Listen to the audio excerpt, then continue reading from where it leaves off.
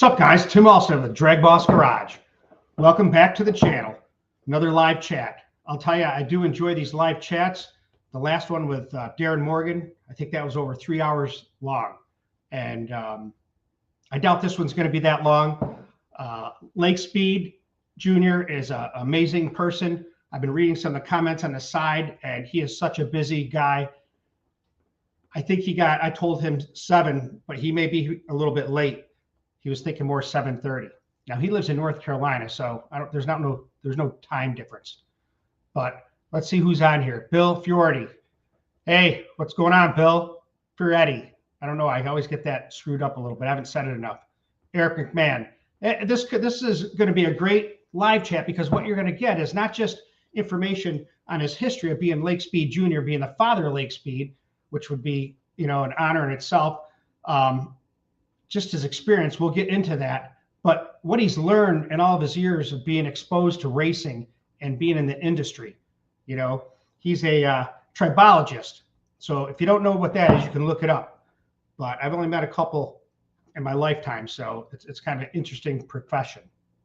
Now, speaking of professions, I see the shed is on here, Greg. If you see his name down here. Now, I'll tell you something interesting about him.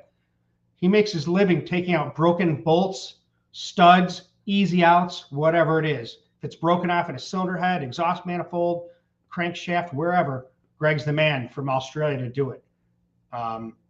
It's crazy how much work he was telling me he had. Michael Thompson, it's good to see you here. Joining us from Orlando Speed World tonight. Well, thanks. Taking the time. Spent us at DBG, DragBoss Garage. Rotor 22. Yeah, Lake Speed Jr. would make a great motivational speaker. He's got a lot of enthusiasm. It's like he goes 100 miles an hour. So he's going to teach us stuff that some of us may know, but he knows to the detail. And I think that's really what's going to give us the edge over other people that don't watch this show. John Wilborn, nice to see you, man. David Hadniak, good to see you. Trunkback Jim, hello all. Ramon Tubbs, good evening. I can't say your name. It's like Rude Dub Falco, but he's got a bad Falcon, and he's got a good YouTube channel, so check him out. Daniel Wilson, it's good to see you. So let's do some house cleaning, kind of tell you where we're at. You saw that I picked up the Cougar last week. Been waiting a long time for that. So now that's back. It's sitting right here behind me. We're going to get ready to pull the engine out, transmission, take it all back apart so I can clean everything, check every nut, bolt, everything, paint it, detail it. I'm going to go through the transmission. I'll probably make a video on that. I've been doing all my own transmissions for 40 years. And I don't know much about transmissions, but I know how to rebuild them. That's the funny thing. But what else is going on? I got a detailed video on the Cougar of the transformation, of taking it there and how the headers were made, the custom cross member, the rack and pinion setup. There's a lot of cool tricks on that. So I made a video on that. I'm going to post that in a little bit. The Andrea's Mustang, we moved it to the other side of the garage now to the new addition. I'm going to get that on jack stands. I got to just do the front carpet on that. The engine, you saw that the kids and I are working on that. We got to get an oil pan off it because it's got a Fox body oil pan on it. And we need a front sup, which I have a couple. Let's see, what else are we doing? For that Mustang, we need a clutch, pressure plate, and a throwout bearing. Now I have a bell housing, one of those blow-proof bell housings for it, a couple of them actually. So I don't know much about clutches, and that's what I've been doing is trying to learn what I can get by with and what I can't get by with. It's a top loader that's been face plated, so it should be able to shift pretty well. 7,500, I bet. What's up, Jeff from 2 Hacks Garage? He's got that mean 68 T-Bird that I made a video on. George Dresik. I don't want to say people's last name. I end up butchering them. I'm sorry about that. What's that section head in the foreground? Well, that's a Cleveland 4-barrel head. I did a video on that, and that really went crazy about, the most outlawed engine in racing history is what I called it. And this is right here. This is where it all came from. I don't want to knock this display down, but it's pretty cool. I should make a video just on this with the valve that goes up and down. When you see this, now you know where the dead area is in the port. And if you want to port it where the water is, right down in here.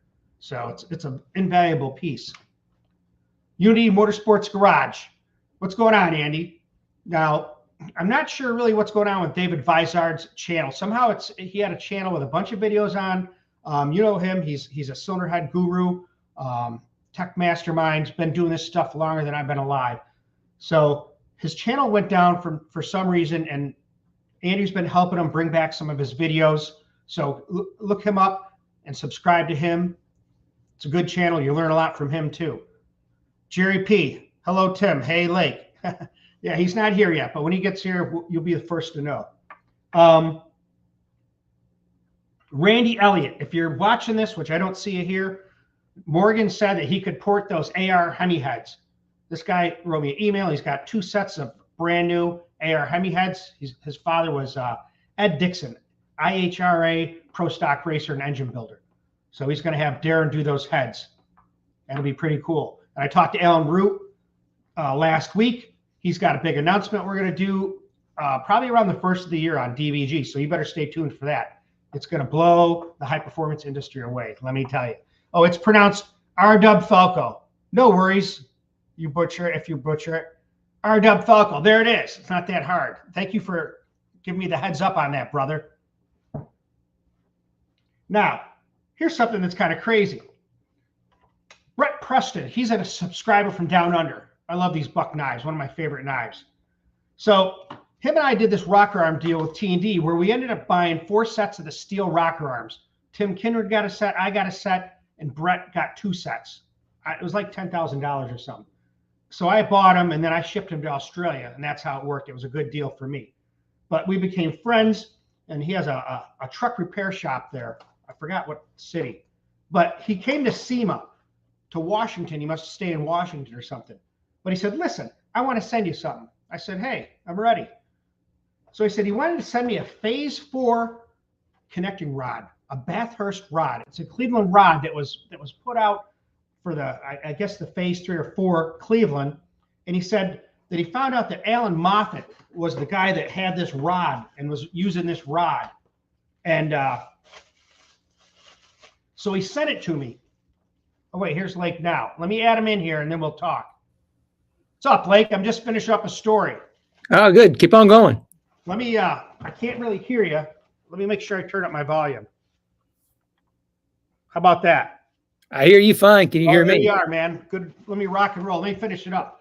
All right. He lives in Australia. He came to SEMA, and he said, hey, Tim, I want to send you this connecting rod from Australia that was in the Bathurst, one of the Alan Moffat's cars, I think.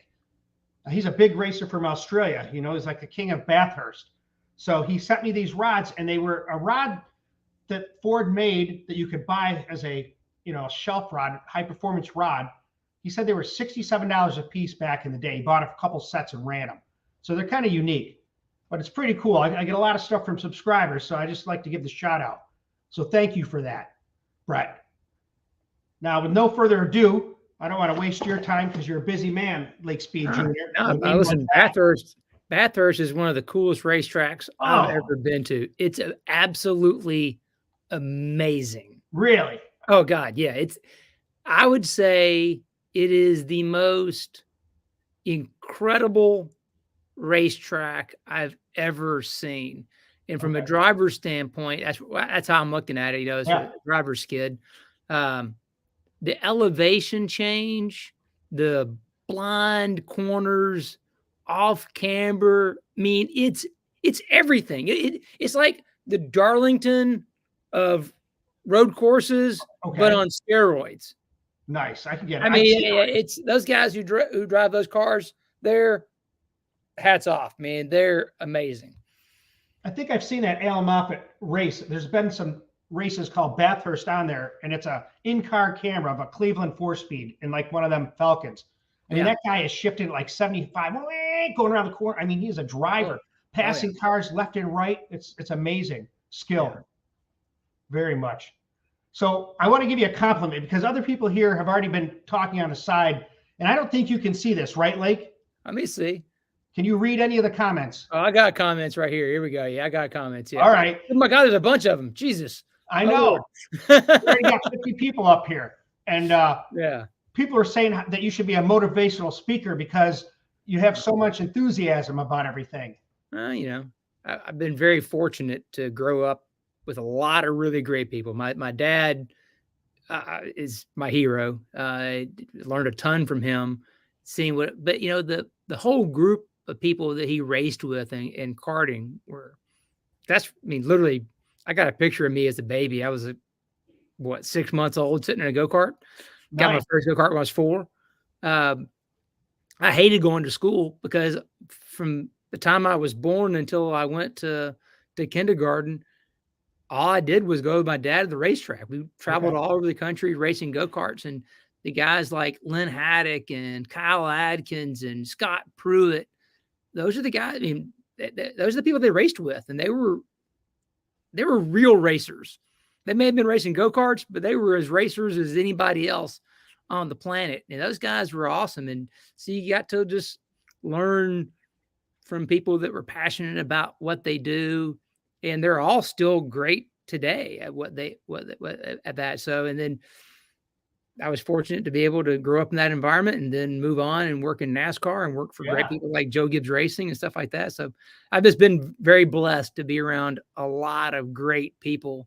And it's fun to be able to have platforms like this, to be able to share and give back to everybody else, let them know, hey man, there's some cool ways to do stuff. You don't have to do it the way you always were told to do it. That's right. And once we get into the technical part, I'm amazed at how important piston rings are in ring seal. It is the engine. Without that, you got nothing. Yeah. You know.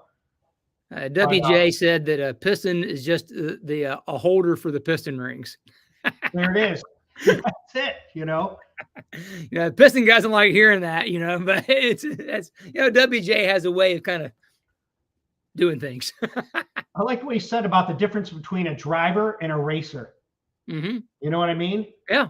Driver drives a car. The racer knows how to build a car, take it apart, fix it, and drive. And that's the problem today is we want to get off on a real tangent with a lot of racing is that there's a lot of drivers. That's all it is. Yeah. Not a lot of racers. Man, hell yeah. That's the truth on that. Amen.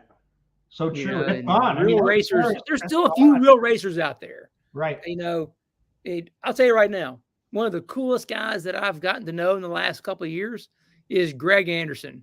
He's a racer. Yeah. Okay. Yeah. Still a racer, grinds it, makes it happen. I don't know what happened today at Pomona, how he did. But yeah, he's a racer. Now, Andy from Unity Motorsports Garage, he has a YouTube channel. And he knows David Vizard. Do you know who I'm talking about? No, I know David. Yeah. Yeah. So he was just saying on here that David Vizard has a former Lake Speed car, I guess, in his garage. So I think David has, if it's a 2001 Dodge Intrepid. Yeah, it's a Mopar. I know that. Yeah. Okay. So a little side story. Yeah. So when I came to work at Joe Gibbs Racing in 2004. We're kind of jumping ahead in all this, but so 2004, I go to work at Joe Gibbs Racing, and what the situation was for those 4 years, Joe Gibbs Racing had an oil or several different oils made for them by a company called Lubrizol. So just a little side note for everybody to kind of catch up. There's every different brand of oil. You've got a couple of them sitting right there in front of you. Okay. Yeah, those are brands of oil. Yeah. So all in a bottle of oil is basically 2 things: base oil and additives. There's only 4 companies on the planet that make the additives that go into every brand of oil and every brand of fuel. That's it. Just 4. And I guarantee you almost no one, unless you've heard one of my seminars before, knows the names of all 4. It's Lubrizol, Afton, Chevron Oronite, and Infinium. So Chevron Oronite is owned by Chevron. Yeah. Infinium is a joint venture between Shell and ExxonMobil. So those are it. I don't care what brand you have. They don't make their own additives. Those 4 make the additives. So Joe Gibbs Racing had gone to Lubrizol in the end of 1999, because if you look back at the record books, in 99, Bobby Labonte finished second in the championship. We also blew up 2 engines during races that year, both the failed camshaft and lifters, right? And everybody here probably, racer engine guy, about zinc, ZDP, and oil, fly tapping cams. You already know the story. I don't really need to tell you. Yeah. But that's when this hit Joe Gibbs Racing, was back in 1999. That's where that problem began, where we couldn't go to the parts store and just buy oil anymore and it be okay for what we were doing in terms of the RPM of the engines and the cam designs and things like that. Because NASCAR back then was still flat tapping. Okay. So Lubrizol made the special oil for Joe Gibbs Racing, solved all the camshaft problems. Everything. So let me ask you this. Yeah. Interrupt you just so, because I want to make sure we're on the same page. So when you see Kendall or Pennzoil or all these, they make a base oil, correct? Some of them do, some of them don't. There's only 6. Before the pandemic hit and shut down a lot of refineries, there was only 20 refineries in North America that make base oil, because what a lot of people don't understand is not every refinery makes oil. Right. Now there's crude oil that goes into it, Mm-hmm. and they can make jet fuel and gasoline and kerosene and things like that. But not every crude oil can make base oil that goes into lubricants. Okay. And out of a 42-gallon barrel, because that's what they say, a barrel of oil, it's not 55 gallons, it's 42 gallons. It goes way back to the very beginning of the oil industry. There's a fun story on that, but I don't want to bore anybody with that. Out of that 42 gallons of crude, you might get a half a gallon of base oil. Wow. So most brands that we know of do not make their own base oil. There's only 3 companies in the world that make, we call it synthetic base oil, or the polyalpha olefin group 4. If you're a really old oil nerd, only 3 companies: ExxonMobil, Chevron, Phillips, and INEOS. That's it. Wow. I never knew any of this. Yeah. So what most people have is a brand. Right. What most brands do is blend. They get base oil from the refineries or from the synthetic producers. They get additives from one of the 4 additive companies, and they blend. Okay. And if it's a passenger car oil or a diesel oil that has a little API donut on it, it's pretty much the equivalent of a Betty Crocker cake mix. That the additive companies, like, for example, Lubrizol and Afton, they both have incredible giant test facilities where they may have 15 or 16 AVL dynos. So just like the Cup guys and the Formula One guys have, they'll have 15 or 20 of those things. And they do all they call the sequence test. So they run all the engine tests to get the approval for the oil. Right, get the API symbol. They do that themselves. So they run all those tests, they get the approvals, and then, for example, I'm just going to throw a number out. Let's say if I've got Afton's High-Tech 9595, that's an additive package they sell, which is an API SM, which is the older package. But that 9595 will pass API SN. I can go to any of the conventional base oil suppliers in the United States, and I can buy their base oil, and I can use that additive package at the specified treat rate and follow their formula and pay a licensing fee to API. I don't have to do any testing to sell that oil. Right. Because Athens done all the homework. As long as I follow their recipe, I don't have to do any testing. Now, and the reason that's important is because it costs about $1 million to make one pass through all the required tests. Okay. So guess what? No one does that. Oil marketers don't do that. They don't do engine testing. Very few oil companies own a dyno. Okay. So they rely on the additive companies to do the testing and tell them the formula. And they buy the formula and they blend it and they sell it. That's the unfortunate reality of what the oil business is. And there's pros and cons to that. That's what makes it more affordable and things like that. But with that kind of framework, that understanding, that's why Joe Gibbs Racing had to go to an additive company. We couldn't go to an oil company. They didn't know how to fix it. In fact, we went to the oil we were using had changed. We went to them and said, hey, something's going on. They're like, well, we can't fix it. You got to call Lubrizol because the problem's an additive and we can't fix that. They're the additive guys. Go to them. And that's what we did. So that's where we got started. So we started with a question. I forget where we went now. But it's cool because, I never knew any of this. You don't know the marketing or really how oil is made. I told you I went to Bradford, Pennsylvania. That's where I got this mug. You know? And we were selling Kendall motor oil. Yeah. And I would send oil in for analysis. I did a lot of times on customers' cars, my own stuff, just to see what the report looked like. I didn't know what I was looking at, but it was cool to see, And we went on a tour of that plant, of the distillation towers, and they showed how they took off paraffin and all the different things at the different levels. It was crazy. Yeah, that's a really cool place, by the way. Tons of history there. Really? That place was built in like 1870. Yeah. Yeah, it's amazing. It's the Bradford plant is incredibly cool. And they were one of the unique ones.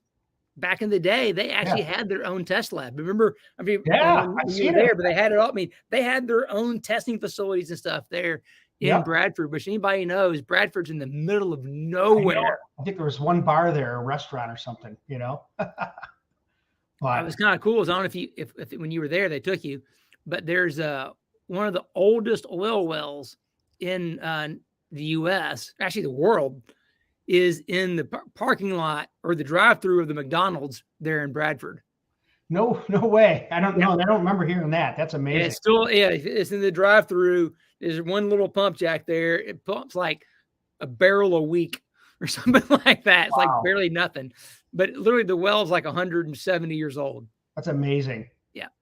Now, you were like one of the only tribologists I've ever heard of, other than at Kendall, when I went there on a tour, that talked about oil analysis. We won't get into that because I think there's other things we want to do first. There's a lot we can talk about. But I think, I remember we were going. So 2004, I go to Joe Gibbs Racing. Yep. And because of this whole backstory, that's where they asked me, hey, listen, we want to try selling this oil. Lubrizol is making this stuff for us. It's fixed all these problems.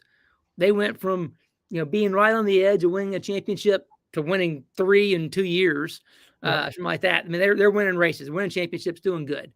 And they said, we want to sell this stuff, but we don't know if there's a market for it. We don't want to do anything to hurt Joe Gibbs' name, but we don't want to make the guys from Lubrizol mad. We don't want them leaving us because we need this stuff. So we entered into a deal with them for a 6-month trial. We're going to go try to sell this stuff, see what comes of it. Of course, we all know now is, Joe Gibbs Oil or Joe Gibbs Driven. It worked, right? But we had no budget. We had no money, because, think about it. A race team, dude, you're there to win races and win championships. Right. Spending money, taking Home Depot, FedEx, M&M's never asked how much money we spent on oil. They wanted to win races, win championships. So all that money was going toward the race car.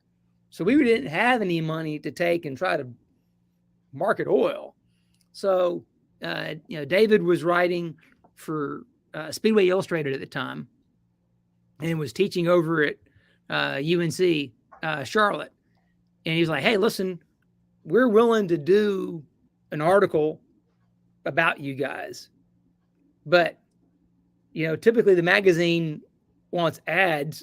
Right? We don't got nothing, and they're like, "Well, what can you trade? Do you have anything? Because this engineering program here, it would be really great to have a car, and a more modern car, have an engine, things like that." Well, it just so happened that I had been at Melling. We were one of the Dodge teams, and when we shut the team down, we had this old chassis, which was one of my dad's cars from when he drove, that we had converted into a show car for Dodge. But it had a Dodge truck motor in it. It was a full cup chassis. Everything was right in it. Just had a Intrepid body on it. Well, Mark gave it to me. That was mine. That was one of my things when we closed the team down here. You can have it. Take it. So I gave David Vizard my race car in order to get the first article written about the Joe Gibbs oil. So I'm glad he still has it. That's great. I didn't never know what ever happened to it. What a great story. And Andy's on here, and he's on his YouTube channel a lot. And that's amazing. I have seen the car. I've seen the motor just recently. Oh, yeah. I drove that car at Rockingham in a Union 76 commercial. No kidding, man. Yeah. Nice. Small world after all. That is. That's weird. We were going somewhere with that. I forget where we started, but yeah, that's what it was. Well, just that he had lost his channel. He had a channel with like 27,000 subscribers. He lost a channel. So we're all kind of giving him a hand to try to get him back up there. Yeah. I'm not sure the whole circumstance. Now you have your own YouTube channel. Are you in Total Seal? Yeah. So I have my hands in a bunch of different things. So obviously I work at Total Seal. I've been there for 3 years now. Okay. So we have our own YouTube channel, try to do a lot of fun stuff, a lot of educational videos there. And then we also have a channel called Engine Performance Expo. So a lot of guys will probably remember what was AETC, the Advanced Engineering Technology Conference, or the old Superflow Conference, as it was called. Okay. That happened for years. And then it was right before PRI. They had this, 2-day hardcore, in-depth engine tech conference. Well, that died right before the pandemic, and it's been gone. So what we did is, myself and all the team at Total Seal, along with the guys at Rottler, Randy Neal at CWT that make balancers, Chris Straub and some other guys, we all got together and created the Engine Performance Expo, which is essentially the online version of AETC. Not presentations with the PowerPoint and all that. It's not in person, but we live stream it, and we go out and we build engines. We actually was out at Ben Strader's place at EFI University week before last, dynoing the engine. We got a 392 cubic inch LS with a Pro Charger on it. Ooh. That turned 9,200 RPM, made 22 pounds of boost. I won't tell you how much power it made. That's going to be 2,200 or something like that. It has to be. It made that much, but it is good though. Still, we picked up 300 plus horsepower from where we were last year. Wow. So, and learned some really amazing, cool stuff. Ben has combustion analysis software. So we were able to put 8 cylinder pressure transducers in the cylinder. So all 8 cylinders were being monitored, and we could look at combustion real time versus crank angle and tune the engine based on the combustion analysis versus anything else. And it was super cool. So January 13th, 14th, if anyone thinks this stuff is remotely interesting, just tune in to the Engine Performance Expo YouTube channel, January 13th, 14th. We're going to live stream for 2 days and show all the videos. We've got Mark Cronquist from Joe Gibbs Racing. We've got Billy Godbold that used to be at Comp Cams, Ben, Keith Dorton, John Kazi. We're going to have a bunch of really great guys there, have a bunch of roundtables, talk about cool stuff, show some videos, and have some fun. I ain't got nothing on that yet. You know what I mean? That's awesome. I'll be Well, there. we knew that AETC was a thing that a lot of us really loved. And we always said, it's a shame that not everybody can be involved because, travel, things like that is tough. So the idea of having the Engine Performance Expo and having it be available to everybody for free, that was something we started to do. And we were very fortunate to have a lot of industry partners that were willing to help put up the funding to be able to make this a free event for everybody. And it's not a bunch of sales pitches. I can promise you right now, it's not, you're not going to see a bunch of ads. It's companies that get it, that we need to have real education, teach people the right things. That's the modern way of doing things. So we're really fortunate to have a great group of sponsors behind it that can make this go. So like I said, we got Total Seal, we've got Engine Performance Expo, and then even back to my time before I was at Total Seal, your oil analysis thing there, I started a company called Speed Diagnostics, mainly through the experience I had working with Lubrizol. Okay. The guys at Lubrizol we had an amazing team of people there. A guy named Michael Mucha, Bill Abraham, Sarah Kipp, Doug Jane, Chris Schmid, Nathan Valentine. We had a really great group of guys there that helped make the whole Joe Gibbs oil thing possible.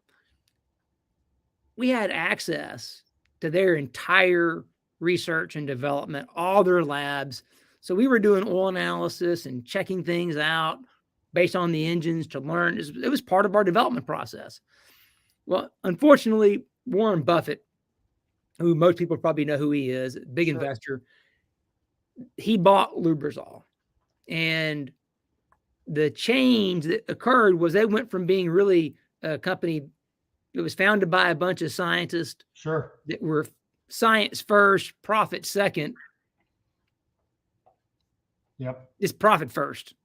And so we lost that ability to do a lot of that fun stuff without it being a pain in the butt or way too expensive or both typically. So we stopped doing stuff with them, for the most part because of that, found some alternative deals, but we could, I'll just say the way it is. The labs that you could go to that were available in the market, none of them did what Lubrizol did. And I was like, well, I can't go backwards. I can't unsee what I knew. I want what we had at Lubrizol. Sure. So if those guys can't do it, I'm going to do it myself. So we started doing that, for Joe Gibbs Racing and for some of the other teams and people we work closely with that wanted that level of service. So that's been going on for about, 4 years now.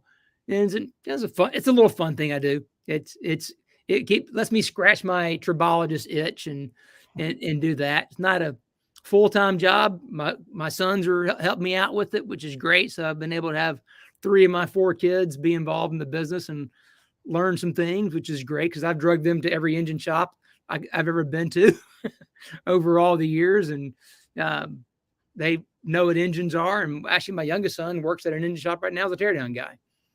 Nice. Yeah. Hey, I just want to give a quick shout out to Unity Motorsports. Thank you, Andy, for the $20 for putting it towards. And I always offer, I always split the money that people donate here. And otherwise I put it in the kitty for the DBG, and that's what builds the engines and everything else. It goes right back into the channel. Cool. And that's awesome. I appreciate that. But here's what I was going to ask you. The thing that I don't know if we want to go rings versus oil versus what, but I have a couple questions on rings that I can really tell that people want to know now because it's not a lot of information. I don't know if we should start there. No, so rings and oil go hand in hand. I mean, here's what I know about rings. Is your oil's absolute best friend, and your piston ring will not live without oil. It can't seal without oil. It can't live without oil. So they are hand in glove. So really, if you start talking about rings, you're going to end up talking about oil. If you talk about oil, you're going to end up talking about rings. All right. So rings it is. Here's what I know about rings. the old school stuff was all like 564 stuff, you know, and that's just the way it was back then. They didn't understand about the lightweight ring packages that they have now today. So the biggest thing in the old days, they didn't have the material, right? So I know that's kind of giving away the ending before we get there. Okay. The biggest change is material technology. It wasn't that the guys a long time ago thought that, oh, you know what, big rings are better. No, they just didn't have the materials to make something thinner and smaller that could hold up. And that brings material. The material that I know of is cast iron, cast rings. Yeah. You know, Hastings, the only two rings I know are Total Seal and Hastings. I know no one else. Yeah, cast iron is just that. It's cast iron. It's not great. You know, it's. And then came Molly, or Chrome Molly, I remember. All right, so okay, that's a great one. Chrome Molly, that one always will set Matt Hartford and Keith Jones off, right? There is no such thing as a Chrome Molly ring. It does not exist. I got to turn it up. So what happens is with those old cast rings. Yep. All right, I can go give you a little history too. If you, I won't go into every bit of detail on the history. If someone wants to know all the history, we actually did a video that's on the YouTube, on the Total Seal YouTube channel. This is the history of piston rings, because the piston ring was invented before the internal combustion engine. Yep. 170 years ago. So it must have sealed something else. Steam engines. There it is. Steam locomotives. Yeah. A guy named John Ramsbottom in the UK invented the piston ring in 1852. Wow. Yeah. So those old rings been around for a long time. Cast iron. The downside of the cast iron was it would wear out pretty quickly. That's where the idea of putting a chrome face, a chrome coating, on the cast iron ring came from, because the chrome is no different than the chrome on a bumper. Sure. That chrome was harder, was more durable, it made it last longer, so that, you know, because it would hold up. And I, like my dad and I, with the vintage carts, they have the centrifugal clutch. Okay. So what Dad started to do to make the clutches live longer was chrome the inside of the drum. So you had a regular steel chute with a chrome liner. Well, then the thing lives forever, and it's more consistent because the chrome's hard and wears better. Okay. Now the downside to chrome was it's got peaks on it because it's a coating, so it up and down. It's really hard. So you had to hone the cylinder really rough. You had to do all of these old school tricks, you know, non-detergent oil or type F transmission fluid, all those weird things that everyone said to do to break in. That was all about chrome because it was so hard. It took forever for a chrome ring to break in. Okay. But once it broke in, it'll live a long time. Well, then, because of how hard it was at the OE level to get engines to break in properly and be good, they went away from hard chrome and went to moly. Okay. So there's no such thing as a chrome moly ring. There's no chrome, or it's either chrome or moly. Chrome moly is, you know, Mongoose BMX bike. It's you know. So the moly was much softer. So just to give you some numbers, so chrome's about 1,700 Vickers hardness. Okay, I can get that. Moly's about 800. So moly's a lot softer than chrome, but it was still harder than just the regular cast iron, more durable, had lubricity, had anti-scuff to it, and most importantly, moly had porosity because it sprayed on. So that chrome was plated like dipped like a bumper. Sure. The moly had a channel cut in the face of the ring, and you sprayed this moly in, this powder. Well, then there was porosity, it would hold oil. Well, now you didn't need that really rough cylinder finish anymore. Just scrape and wear the chrome in. Yeah. It could be a lot smoother. In fact, you can make it so smooth because the moly would hold the oil. But now you go to modern steel rings. The steel ring has much better tensile strength, lives a ton longer.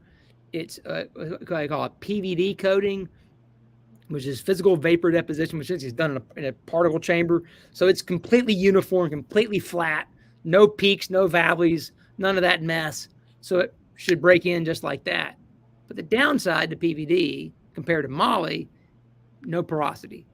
So now the cylinder finish has to hold all the oil, which is why we get into talking about plateau honing, things like that. I got my profilometer in my backpack right over here. Everywhere you go, you got to have the correct surface finish to hold the proper amount of oil on the cylinder wall to both seal the ring, because the oil's the gasket between the piston ring and the cylinder wall. But you also have to have that oil there to lubricate the ring and the wall and the skirt of the piston. I didn't know that. Ring seal soup. It's soup, not steak. I didn't know that the oil was the gasket, so to speak. Oil is absolutely the gasket. Well, think about the old school, right? What did people do when they were doing a compression check? Spray oil. Like, when Buffy put a little oil in there, bumps right up. Huh? Yeah. Duh. Oil's the gasket. Nice. Which is also why it's so important to not run the engine too rich, because the fuel is the enemy of your oil and your piston ring. You know, liquid fuel, if it's not atomized, it can't vaporize.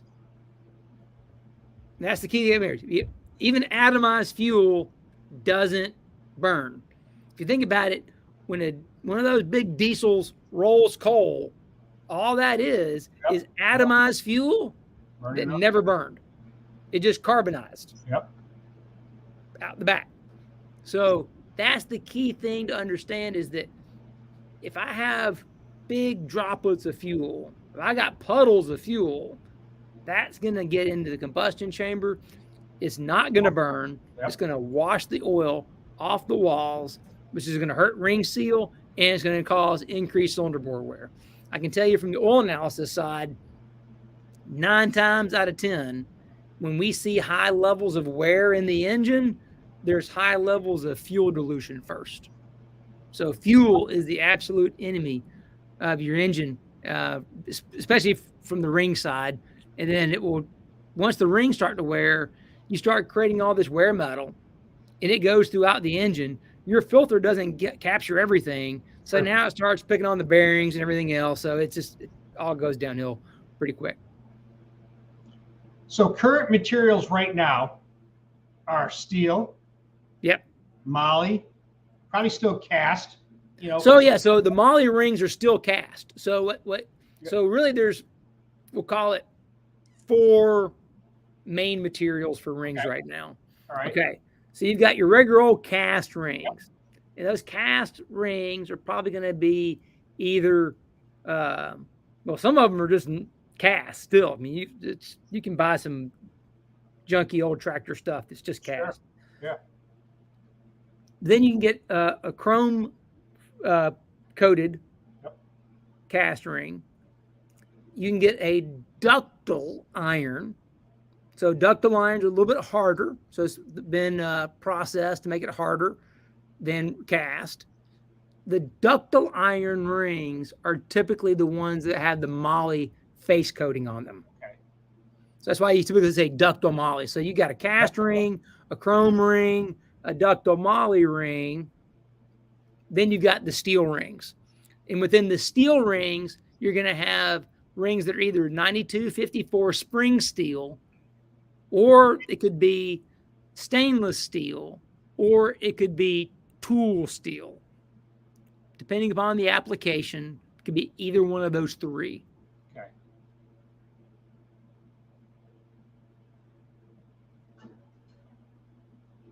You got any questions about that? I mean, I've got that pretty well. Now it comes down to the size. All right. So once you got, here's the real key. Yeah. Well, I said that you get those 3 different types of steel, essentially. and it depends upon the application. So, like a Total Seal, our AP steel rings are stainless steel. And what's nice about the stainless steel rings is that they're really they're corrosion resistant, like stainless steel is. So you get some moisture, you get some things there, they're going to be fine. They don't really hurt anything. But tool steel can handle higher temperatures because heat is what you use to put temper into things. So you can put the tension in the ring through heat treat. But if you get it really hot, it takes the heat out. So, or takes the tension out. So for, let's say, a nitrous engine or an engine running, mild levels of boost, like the one we ran at Ben's, 20 pounds of boost, stainless is going to be great. But let's say you get to like a 400 or 500 shot of nitrous, or you're running 30, 40 pounds of boost. When you're running big cylinder pressure, you're making big heat. That's where going to this tool steel ring makes up for it. And the tool steel can handle the higher temperatures and not relax and not give up. So, like when we do some of the Street Outlaw stuff and some of the other crazy, big, insane boost, crazy power stuff, that's all tool steel. What about the average guy that's running, a 13-to-1 motor, 12-to-1 motor, bracket motor that he's running? That's the AP steel all day long. I mean, so not to get ahead of ourselves with the Engine Performance Expo engine, but so that's, again, I said it's an LS, 392 cubic inch engine. The guys at Mala helped us out with some just off-the-shelf pistons for the deal. So those were 2618 off-the-shelf Mala Power Pack pistons. Yep.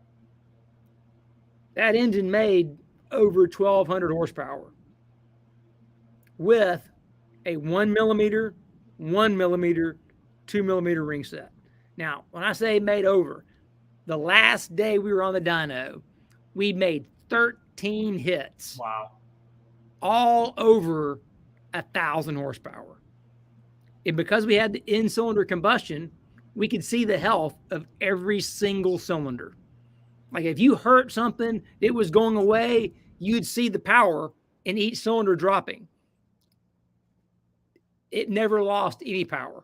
Wow. All the cylinders are completely healthy, not losing anything at 1,200 plus horsepower, just run after run after run with a 1 millimeter top ring, a 1 millimeter second ring, and a 2 millimeter oil ring. But that was also stainless steel. That was PVD coated.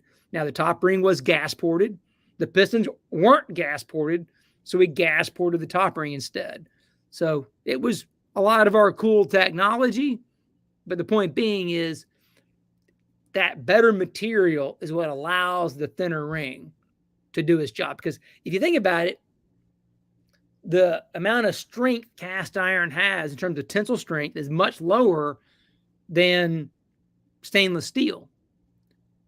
Yep. So for the same thickness in radial width ring, you get more tension from a steel ring than you do a cast ring.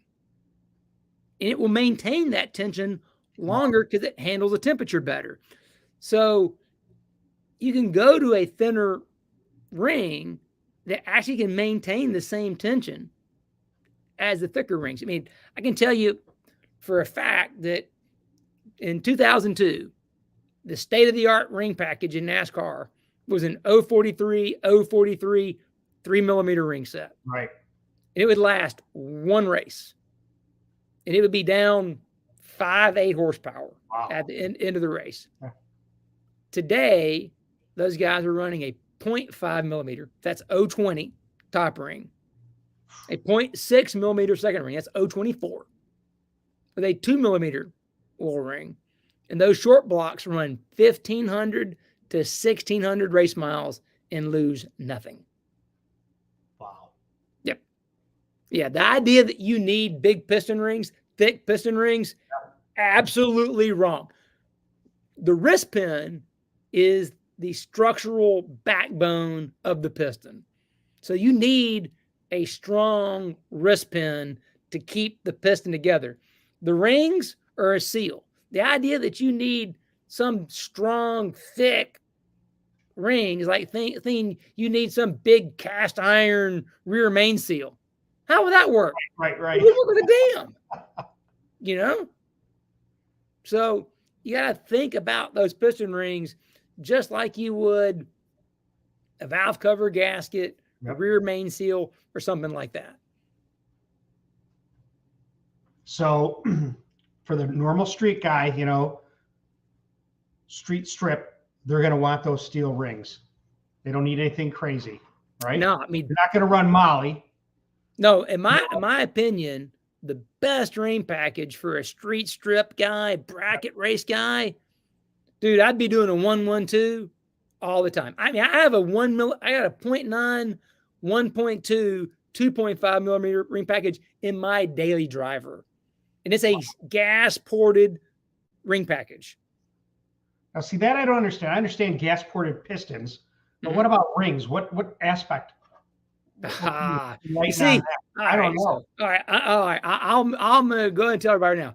I am the ultimate gas ported ring fanboy. I'm going to tell you right now. Okay. They are my favorite thing I've ever worked on.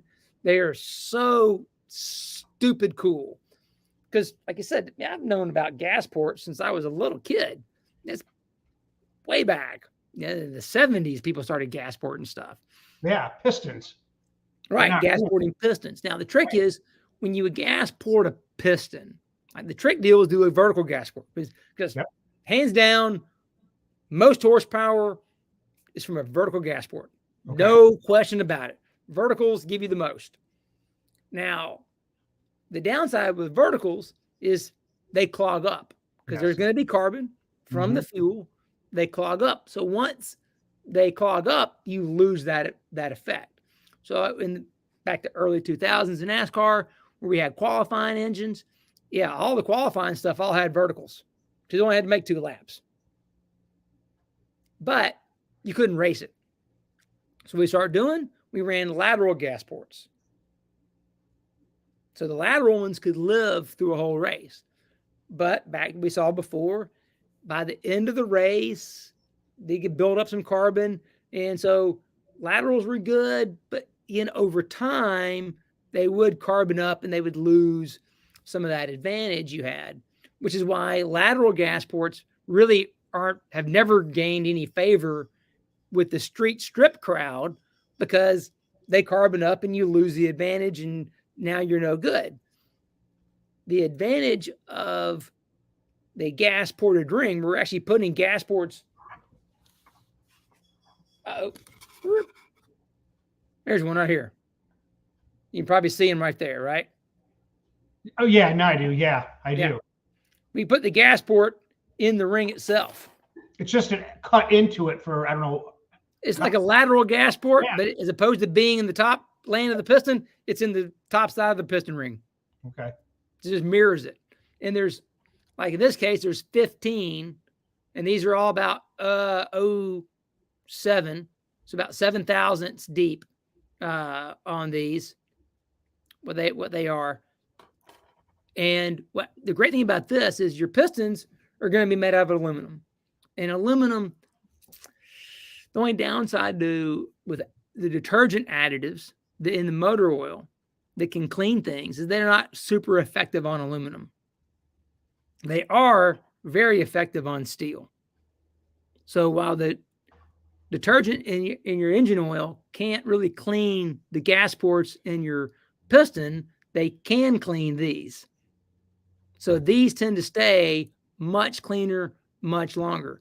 I've got about 15-something thousand miles on the engine in my car, and it has it's called an air oil separator in it. So it can pull crankcase vacuum by hooking it into the manifold. So it takes the manifold vacuum, and then it uses that in a swirl pot to pull crankcase vacuum. Okay. And so I can measure that. So I have a device I can click on to the oil filler cap, and then I can measure what the crankcase vacuum is. So that's how I know that 15,000 miles later, these things aren't clogging up, because it still pulls the exact same vacuum as it did brand new. Nice. Yeah, this is the single best, coolest technology in piston rings since they came up with steel. I mean, going to steel from piston rings was a game changer from the old cast iron. I mean, it rewrote all the rules of what piston rings could do by going away from ductile iron and getting into steel. The next change is putting the lateral gas port in the ring. So now you can actually move that ring land higher. Mm-hmm. You can run a shower radial wall because you don't need as much tension in the ring, because you've got the gas ports to gas activate the ring. So now your cylinder bores will live longer. It seals better. Everything just gets better. It's just really, really amazing technology. I know what I'm getting next. Next build. Yeah. Let me do some shout outs here. So look, John Salvatera. Thank you, John. $20. Thank you for that. That keeps us going here at DBG. Appreciate that.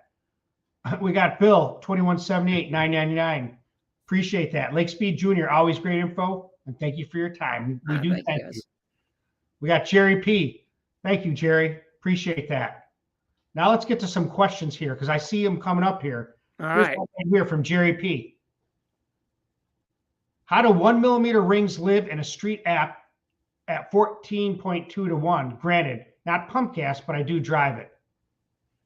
I mean, it should be fine, because we're making the steel rings live at 22 PSI boost.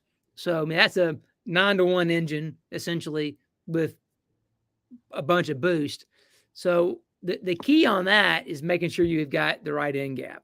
That's the really key. Is you're going to run that much compression, you are going to drive it, well, then you need to give it some end gap.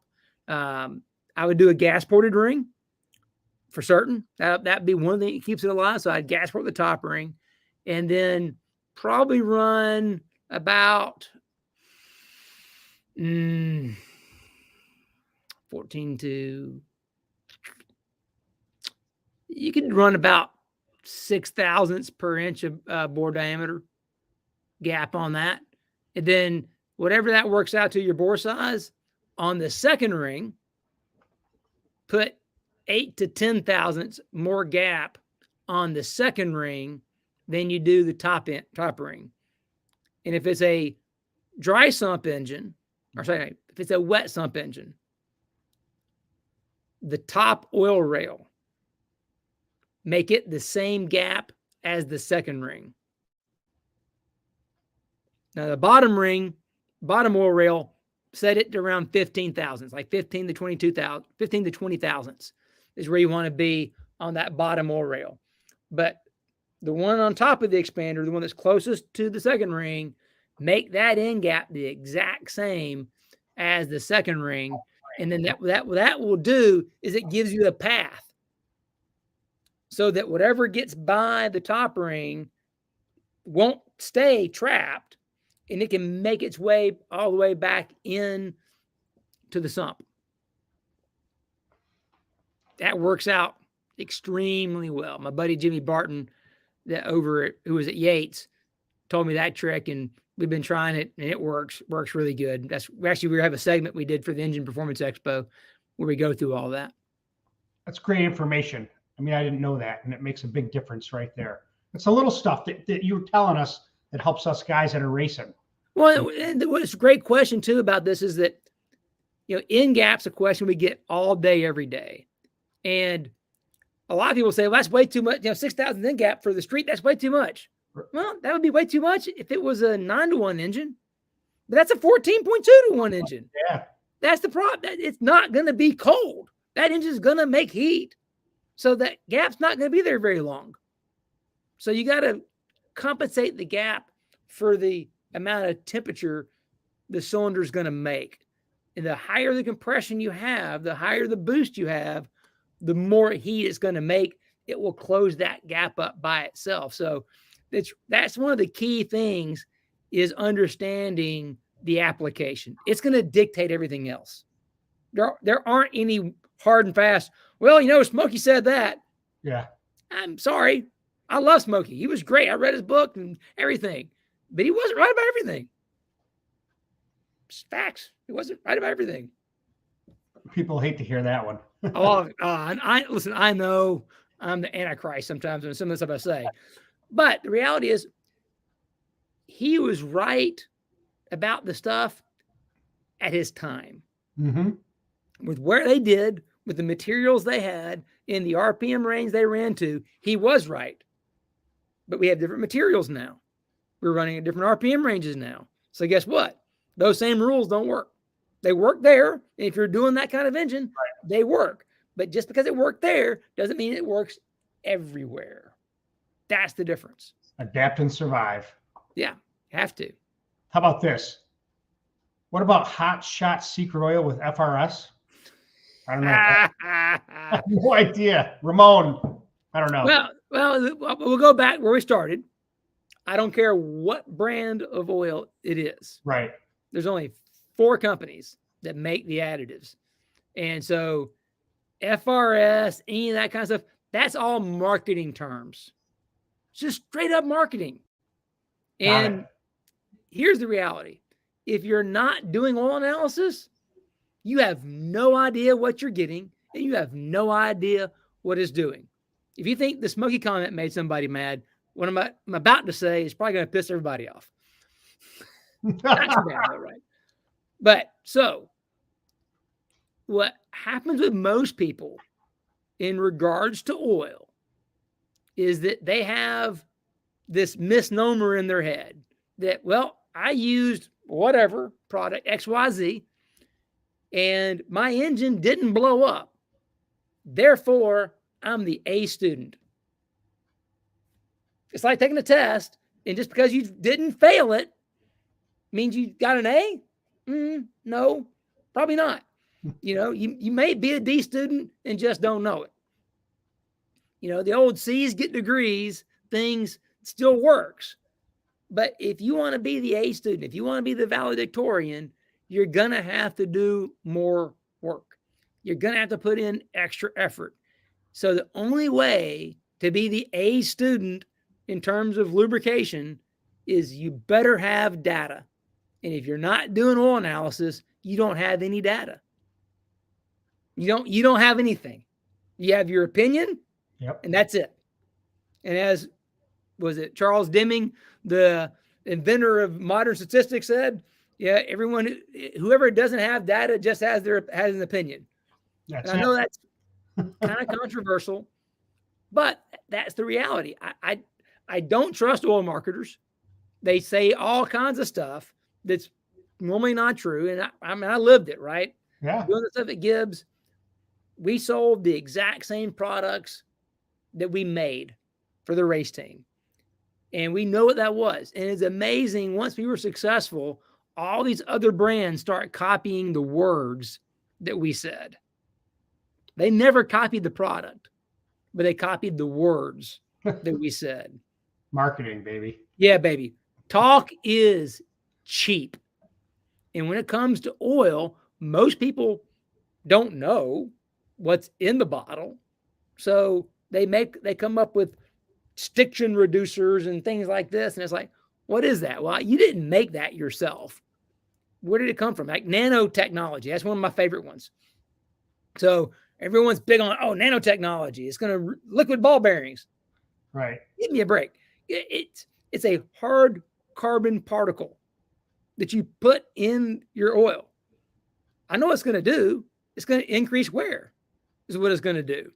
And it might reduce friction momentarily as it helps reduce the peaks and smooth things out, so that makes more power initially. But the carbon particles don't know how to turn themselves off. They're just going to keep on going. In fact, we did some work with a company called Southwest Research, which is the largest independent research lab in the world. And someone sent us their nanotechnology, and we ran this friction test, piece of the cylinder and a part of a piston ring, and it rubs them together at a fixed speed, fixed load, set temperature, the whole nine. And we took it and ran the baseline oil, and we added the additive, the nanotechnology of the oil, and then we can measure the wear. And guess what? There was more wear with the nanotechnology. Huh. Shocking. You put something in your oil, made it dirty, and caused wear. So again, as you can probably tell, when it comes to oil, I'm pretty opinionated, but that's because we spent a lot of time working on developing formulations, and the formulations we developed have won 10 plus NASCAR championships. I don't know how many hundreds of races. And we did a little project for the guys at Oak Ridge National Lab, which we don't know. So during the Manhattan Project, during World War II, in developing the atomic bomb, they didn't have only one place building the bomb. So they took the whole intellectual property, if you will, and they split it out. So Argonne National Laboratory up in Chicago was doing some of the work. Oak Ridge National Laboratory outside Knoxville, Tennessee, was doing some of the work.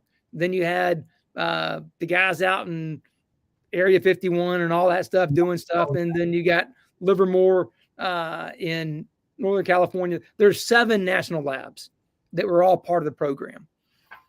So Oak Ridge is still there today. There's over 3,000 PhD scientists there. Super smart guys. They have a neutron beam that can X-ray metal. It's it's ridiculous. They can take a connecting rod and they can put it under stress and strain. They can heat it, they can cool it, and they can see how the grain structure moves. We did a project with them.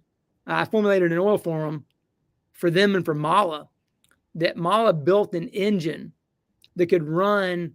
What fuel was it? I had to run it on a really weird fuel because the oil had to be, there could be no hydrogen in the oil. So it was a hydrocarbon-free oil. So they could run the engine in the neutron beam and then see what happens to all the different components, real-time X-ray of that engine. Now, the trick is when the engine's done, it's basically irradiated. It's not a bomb, but it's highly radioactive. You got to throw everything away, right? Right. And everything. Right?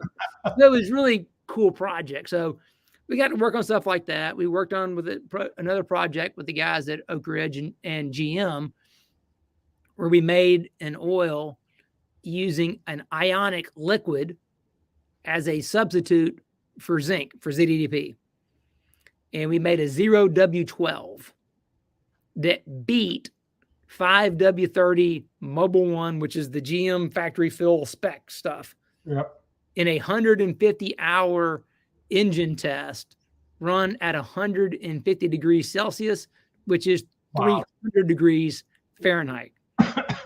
So the 012 produced less wear than the 530 did at 300 degrees. Amazing, man. So when I have an opinion about oil, it's based on that, not on other. And I get back to I hate oil marketers. I hate all the stuff they say. I've only ever used Castrol and Brad Penn. That's only 2 oils I've ever used. I don't know anything else. The old Kendall refinery there in Bradford is awesome. Not a, the Penn grade guys got divorced from the refinery there a few years ago. So that stuff's still green. Yeah. It ain't the same base oil. I can tell you that. Interesting. Because it's not made in Bradford anymore. Oh, it's not. See, I didn't know that. I thought it was.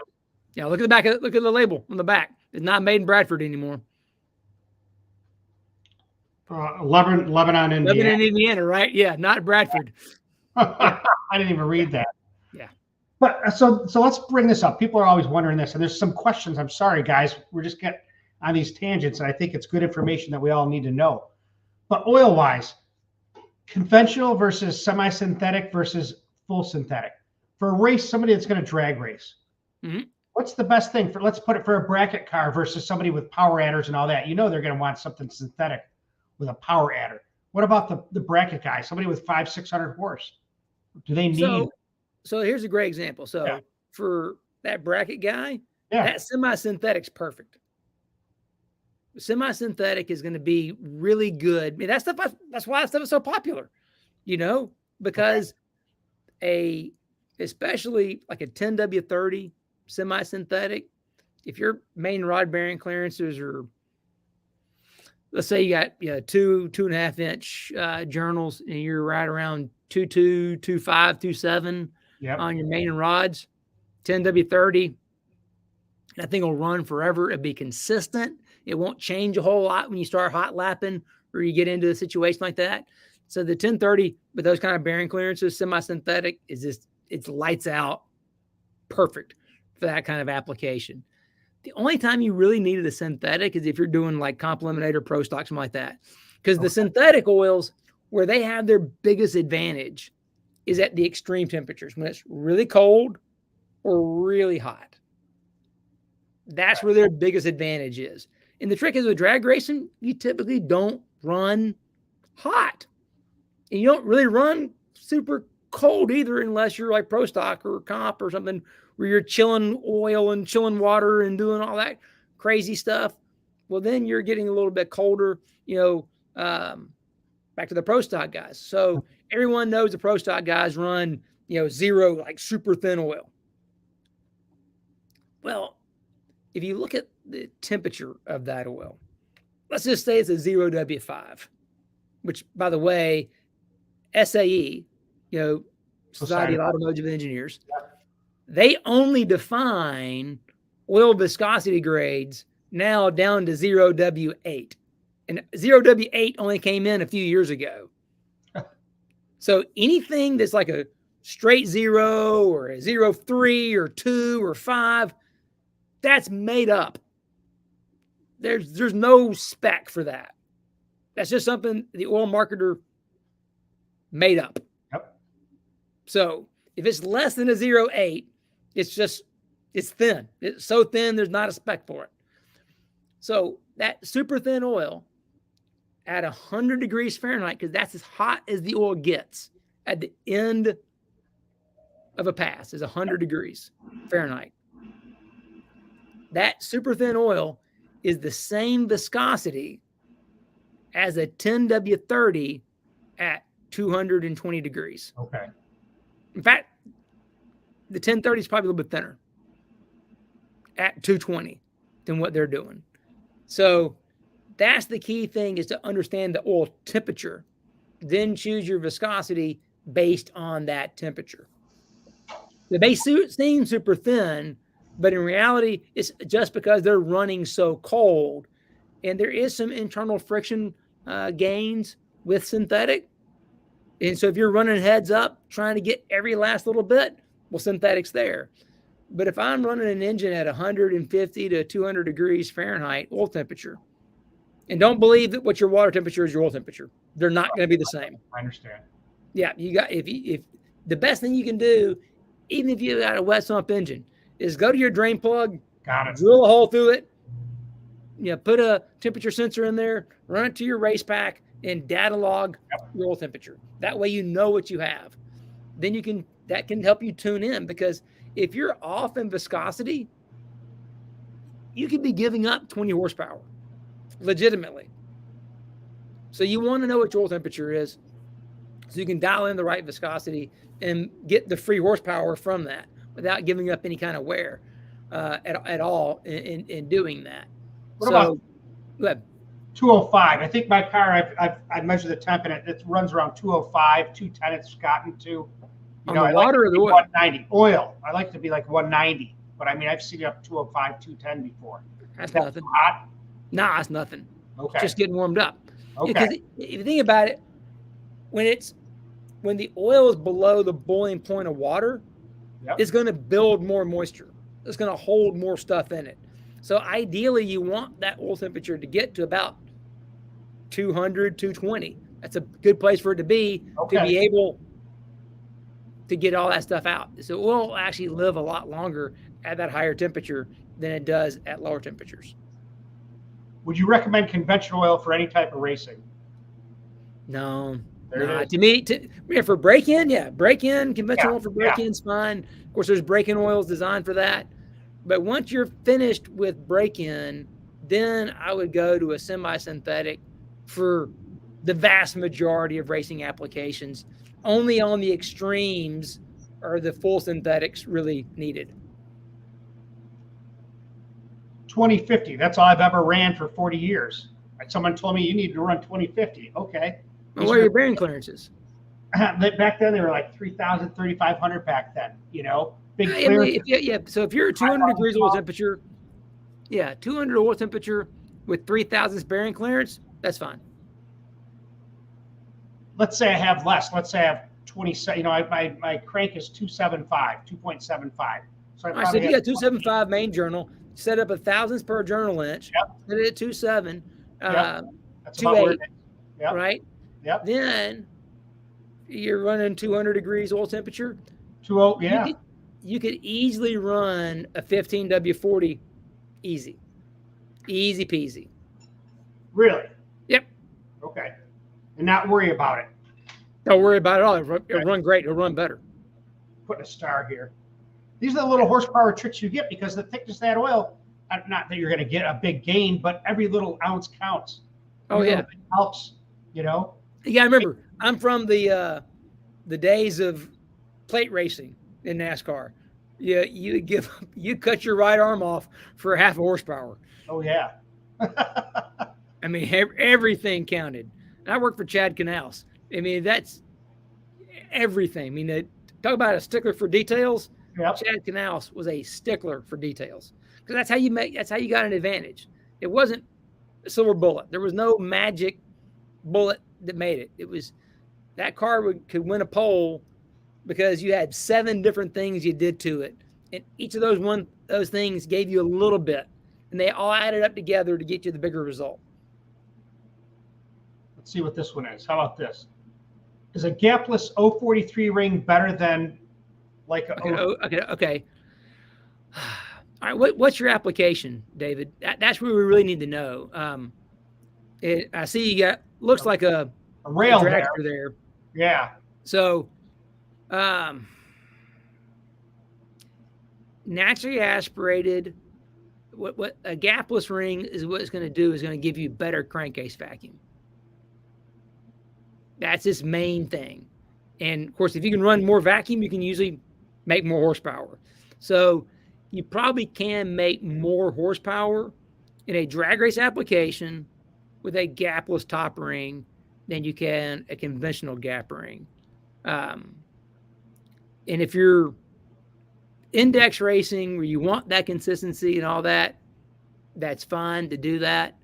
I guess I still have that cup mentality. I want the thinnest dumb ring I can put in there. So I'd put a 0.7 millimeter in there and let her rip. And at 0.7, you can't run gapless, but I'd do a 0.7, 0.72 and get after it. And I do a gas ported 0.7, and go. But that's me. I already have changes just from talking to you this short time. I already know what I'm doing. A couple already changes with rings when it comes time. Yeah, the 0.7s are awesome. I mean, they are expensive, man, but they're so. When I was at Driven, long backstory is the reason I'm at Total Seal is because the very first NASCAR team to ever run a Total Seal steel ring, not a gapless ring, but the steel rings, because Total Seal were the first ones to do the steel wire rings. Okay. They're not made from cast, right? They're made from wire and it's coiled. Was Joe Gibbs Racing. So my boss, Mark Cronquist, was one of the first guys on the Total Seal train in the early 2000s. So all of the oil development we did was all using Total Seal rings. So we were on that thing from day one. So we were always really close. So I knew Matt Hartford, I knew Keith and all the guys at Total Seal from being at JGR and developing the oil. So when we started doing more oil development and we're looking at building engines we would do durability tests, because after 2012, when Joe Gibbs Racing and merged their engine shop with TRD, we weren't building Cup engines at Gibbs anymore. We built Xfinity engines and the desert off-road truck motors, but we didn't have the Cup engines anymore. Well, the Cup engine, that was all the budget. That's where I got a thing up on my wall here. It was a Wall Street Journal guy did an article on us in 2009, $10 million just for motor oil. Because we spent, at that point in time, we've been doing it for 10 years. We spent over $1 million a year developing oil. Wow. Well, think about it, though. It's pretty easy to do that because every Cup motor back then was about $85,000. A plate motor was about $120,000. We get to the end of the year, so the last race at Talladega. So you go down there, you got your primary engine, you got your backup motors, and then there's a spare. So there's four motors that were never going to be raced. At the end of that race in October, I got all four of them to do oil testing with every year. Because you weren't going to those engines the next year. Yeah, yeah. They're complete engines ready to go. So every year at the end of the season, it was, okay, what's new? What's next? What's cool? What can we try? Because these engines are never going to run again, but they're ready to go. They've already been baselined. We know what they are. Just go. Did that every year from 2004 to 2013. Wow. Yeah, it was incredible. I mean, I'm the luckiest guy in the whole world for engines. If you love engines, yeah, dude, I fell out of the Perm truck dumb lucky. So we did so much fun, cool stuff. But then all that went away because there were all the budget, and TRD wasn't giving us those engines to do that. So that's Toyota Racing Development, right? TRD? What? Toyota Racing Development, TRD? Yeah, Toyota Racing Development. Okay. Check this out. Anyway, that's when we started going out there to Ronnie Shaver's place and doing testing out there. And we got hooked in with Billy Godbold and the guys at Comp Cams. Yep. And we developed a way to do durability testing with the oils. We could keep doing oil development, even though we didn't have all these engines we could just throw away. Because all the Xfinity stuff we were building was all roller cam. So you couldn't really learn anything. We needed a flat tappet motor. Right. We happened to have this flat tappet motor we had built to do the hot rod oils, the street type oils. And it was at Ronnie's because he had a dyno similar to what we had. And it was really good to do that. And it was all normal stuff, nothing racing wise. So let's convert that engine. And then we can use it to do flat tappet testing. We can do race simulations and all that because the dyno can let you do it. That's where we got into doing that. We started getting into the profilometer and surface finish and having the right coatings, or sometimes not having any coating because the coating could fake your results out. So we got super hardcore for a couple of years figuring out how to do that setup to be doing the testing. And then we kept on going from there and doing the iterations and testing and testing and testing. So that's where you can really learn a lot about what happens with the oil and what happens with the engines is by doing that repeated testing.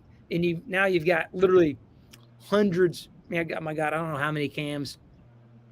I think Dean Harvey told me we came up with like over 300 cams, all the same one. Wow. I had one cam design, around over 300 cams. And I don't know how many thousands of pulls are on that engine. Maybe it's ridiculous. Jesus. It's still going. Oh, it's still going, yeah. Wow. Yeah. Do you remember that guy that he asked a question about the 1 millimeter ring package on the street and he wanted more info? So he just put this up.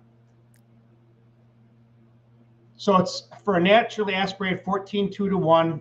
Yeah. 4x250 by 4-stroke, 453 cubic inch small block 4 that does street miles, 1 and 2 millimeter stainless. I don't spray it; it makes 880.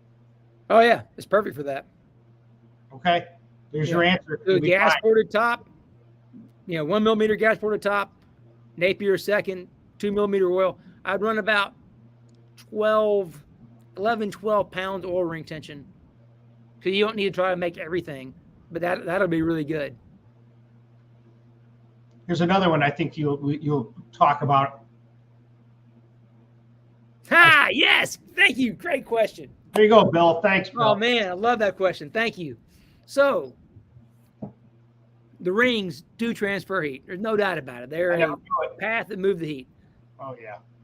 But the number one thing to cool your piston is the oil. It's the oil splashing up from the bottom of the crankcase. The Formula One engines have 20 oil sprayers. 20. I thought we were big at Gibbs. We had 4. But the spraying the oil up under the crown of the piston to get the heat out of the piston is the number one way. You think about all the direct injection engines now. They're from the factory. They all have oil sprayers in them. I didn't know that. Wow. Yeah. All those DI, even the Godzilla. Yeah. All that stuff. It's got oil sprayers on it. Never knew it. Yep. So it's the oil that can pull that heat out. And that's the case where when you go to some of the thinner rings, it's definitely a good idea to use that synthetic oil if you can, because the synthetic oil can pull more heat from a part than a semi-synthetic or conventional oil can. So that would be a good thing to kind of bring up, that if you're going to go with the thin rings and do that, you need to go with the synthetic oil, because the synthetic oil can pull that temperature out for you better. And actually, when you did this testing with the rings, the diameter of the rings or the thickness, yep, it was amazing to see how much horsepower you picked up going from a thick to a thin package, and the reduction in the engine temperature overall. Exactly. Yeah. So it brings everything down. I think we went from the 16th ring to a 0.7. Yeah. And it was 25 degrees of water temperature and like 15 degrees of oil temperature. That's down. I knew that. Yeah, and of course the thing was the greatest thing was the comments, right? Right off the bat, everybody's like, "Well, that's just because it's trapped all the heat in the piston." No, oil temperature went down. If the heat had been trapped in the piston, oil temperature would have gone up, but it didn't. It went down. It's just the friction. The big giant ring is just making a bunch of friction and just costing you horsepower and making your engine run hotter. I like this one. Wow. Didn't know you're having Lake Speed Junior on. Cool. Thanks, Mark. Bonus, yeah. Okay. Let's see, what else do we have here? Another one was seeing is believing. Thanks. There you go. There you go, Daniel. Cool, man. But yeah, I appreciate you talking about the rings, because I don't know much about rings. I've only filed a few end caps, maybe 10 times in my life. Not like I've done, 20 or 30 of them. So I've learned a lot just from this, just on the piston rings. I'm switching. Well, it's like you said, it's a big deal because you want to make sure that you get the engine sealed up the best it can. The better it's sealed up, the more efficient it's going to be. And that's the nice thing about Boost, is it covers up a lot of sins. Sure. When you're naturally aspirated, you can't cover that stuff up. That's why the pro stock guys are the kings, because they're making a ton of power fully naturally aspirated, and you can't afford to give up anything. There is no free lunch there. You can't just put a smaller pulley on it and fix anything. You've got to put little stuff, stack pennies and dimes and nickels together to make dollars. So that thought process of being detail oriented, knowing what my end gaps are, understanding how they work together as a system, not just individually, that's a big part of it. And then that's where the honing really comes in. We did that video with Greg Anderson showing how to hone my dad's block. And that's going to be a really fun thing too. Hopefully in the next couple of weeks, we're going to be able to get that engine on the dyno. I know. So, I can't see. For people who don't know, we took one of my dad's old NASCAR engines, which now we know the whole story. So Dad stopped racing. His last season was 1998 in Cup. Then about 3 years later, he started doing the vintage stock car racing. So we had some of our old chassis still. And he went and bought a couple of Bush motors from an auction. Well, those were 9-to-1 motors back in the day, 9-to-1 compression, 390 carburetor rule. So he put, a bigger carburetor on the 9-to-1 engines. One of his buddies, Bob Cronin at CRD Engines, kind of freshened them up a little bit. And then he went and raced those for a couple of years. But the guys he was racing against were a bunch of old like doctors and lawyers and guys with big money. And when he whipped their butt, they just went and bought newer cars and bigger engines because there was no tech really. They had brand new cup cars, brand new roller cam, 800 horsepower engines. And Dad's out there running against these guys. So the last race he ran was at Daytona in 2004. And he won the vintage race in Daytona. The engine was overheating the last lap or so. And then that engine was sitting on the floor for 18 years till this summer. We took that 351 as a Ford C3 engine head. Yep. Took that engine, took it over to Pro Motor, which was the engine shop that did Dad's engine stuff at the very end of his career. Put it in their dyno, and it made 480 horsepower.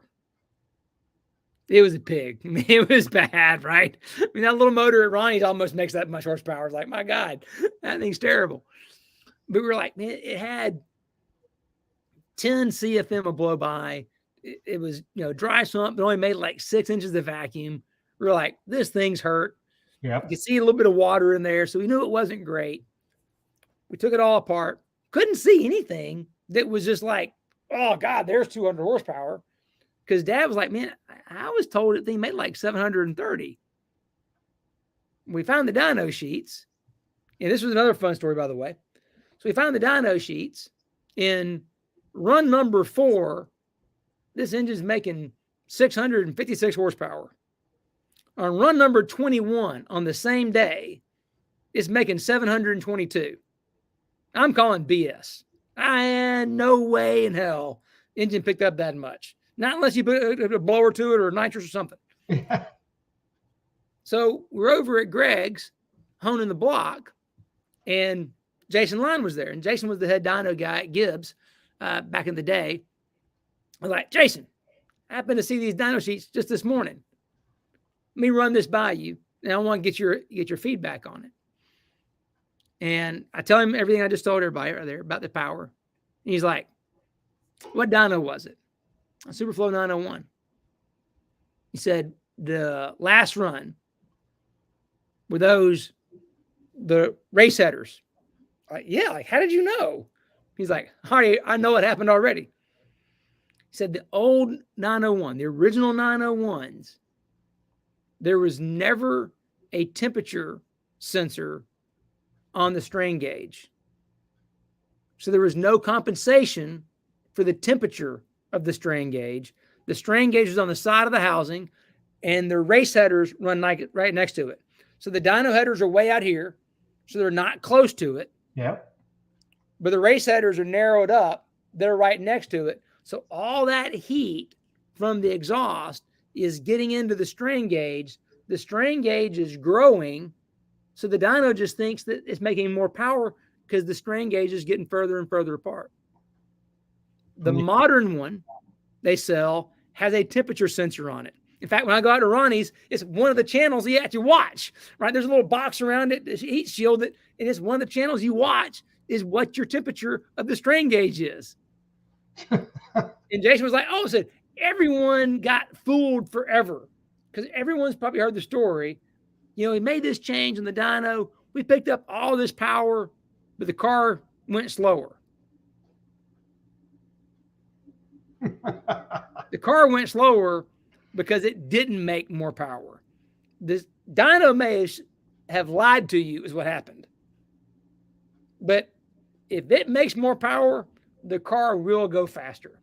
It's whether or not your dyno lied to you or not, which is why the NASCAR guys went away from the water brake dynos and went to the eddy current AVL type dynos and went to controlled air systems and things like that. I mean, the dyno sale at Gibbs is like $3 million. But you had to have that to be able to have somebody that would tell you the truth. So that's learning how to do proper testing was a big part of all of this stuff. Because if you don't do proper testing, you're never going to make real progress. And so that was the fun story there to learn from Jason. Like, okay, well, it really made about 660 is what it really made. Right. You know, maybe 650. So we're only down about 170. We had a couple holes that are down. Greg honed it. We went 5 over just to clean it up. We got new pistons. So the old pistons in it had an 043 top ring, a 1.5 millimeter second ring, and a 3 millimeter oil ring.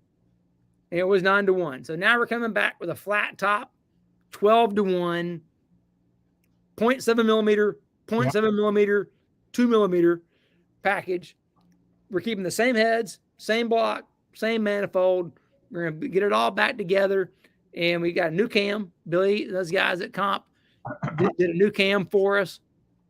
So it would be fun to see what kind of power this thing can make just freshened up, but keeping the same big pieces. I mean, same crank, same rods.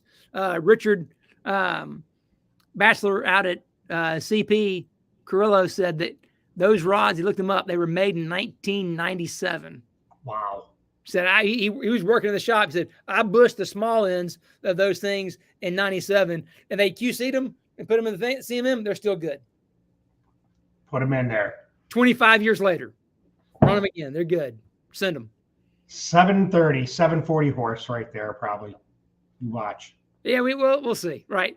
One fun thing is, there's no NASCAR tech on this thing, so I'm not promising we may not play around with fuel and carburetor after we do the baseline runs. There's nothing to stop us, right? Nothing. No restrictions. No restrictions. No one's going to get it. How thick is this one? That's a 1 millimeter ring. Wow. Yeah, I think I have 043s. Here's another one. 043 is a nice ring, From like 2000. Yeah. What kind of car do you drive that you were talking about having those pistons? It's a Porsche. It's a Boxster. So when I was at Driven, the Gibbs deal, I got hooked up with a couple of guys. Charles Navarro and Jake Raby are two of the leaders in Porsche engine development stuff. And they got a buddy named Tony Callis, who's also a good friend of mine. And those guys kind of drug me into this Porsche world because they were having big problems with oil. The oil stuff, the zinc and stuff was affecting them really bad too. And so I worked with them. We developed some specific oils for the Porsche community, or for those engines, to fix some of the problems they were having. And then as we were doing development, we were like, okay, well, we think we can do this. We think we can do that. So we actually bought a Porsche when I was at Gibbs to do some testing with, because we wanted to make a change on the additive package, and they were a bit hesitant to make that big change, but we really believed in it. So I said, I'll put our money where our mouth is. Okay. We'll buy one of these Boxsters. There's like $5,000 to buy a Boxster. It was cheap, right? And I said, I'll buy the car. You supply the engine. We'll put the oil in it, and we're going to go drive it cross country. We're going to go all the way to California and back. We're going to do all this testing, and we'll find out whether or not this stuff works. Really torture test the oil to see if this change would actually be good. So in doing that, I kind of became a Porsche guy. And they're still my buddies, and we're still, and that engine is actually a 1 of 1. It's a 3.6 liter from the factory that had a 2.4 liter engine. Now it's got a 3.6. And we've got Suma bores, a plasma spray bore. So as opposed to having Nicosil or an iron liner, this is a sprayed in iron liner. And what's cool about it, going back to the Molly rings with that porosity, the Suma bore has porosity. So it holds its own oil. It's super cool. Yeah. So what we're doing is we're using that engine as the test platform to find out how Suma bore works in the aftermarket. There's a lot of OEMs, all the Porsche stuff now, BMW, Audi, Mercedes-Benz, they're all, Ford's using it, Nissan's using it, the GTR engines, that's all Suma bore. That's all plasma spray bore. Wow. So we're trying to get our arms around it and really understand the benefits and the maybe downsides or whatever there is but just have more hands-on experience with the plasma spray bore. So I did it myself. Which kind of brings into this question right here, just what you're saying, Blake. You need to emphasize the importance of correct bore finish for compatibility with steel rings, and that it ain't going to happen in just any shop or some. Yeah, ball ain't going to get it done, baby. No doubt about it. If you want the best finish, you know. Well, so here's the reality. We're probably all familiar with the term plateau finish, plateau hone. The reality is, if your plateau hone process takes out more than 1,000ths, that ain't plateau hone. Okay. I know this is the third thing I've said tonight will be controversial, right? But it's absolute fact. So if you look, my profilometer's in my backpack buried in there. If you look at one of the surface finish diagrams, you know, the printouts. Yeah. The scale on one of those pictures is usually plus minus 200 microinches. And what you're going to see is almost all the squiggly lines are going to be within 100 microinches. 100 microinches is 1/10 of 1,000ths. Let that sink in for a second. Yep, I got it. 1/10 of 1,000th. That means on a dial bore gauge, that's 2/10. 1/10 each side. Wide. Yep. So if you take out 1,000ths on the dial bore gauge, all you have left is whatever the finish is from the last abrasive. That's it. Which, God rest his soul, Dick Maskin, he had this sheet, right, in a dark block, how to hone it and all that. Well, that was based on ductile moly rings. That honing process he had, they still send with all the blocks today.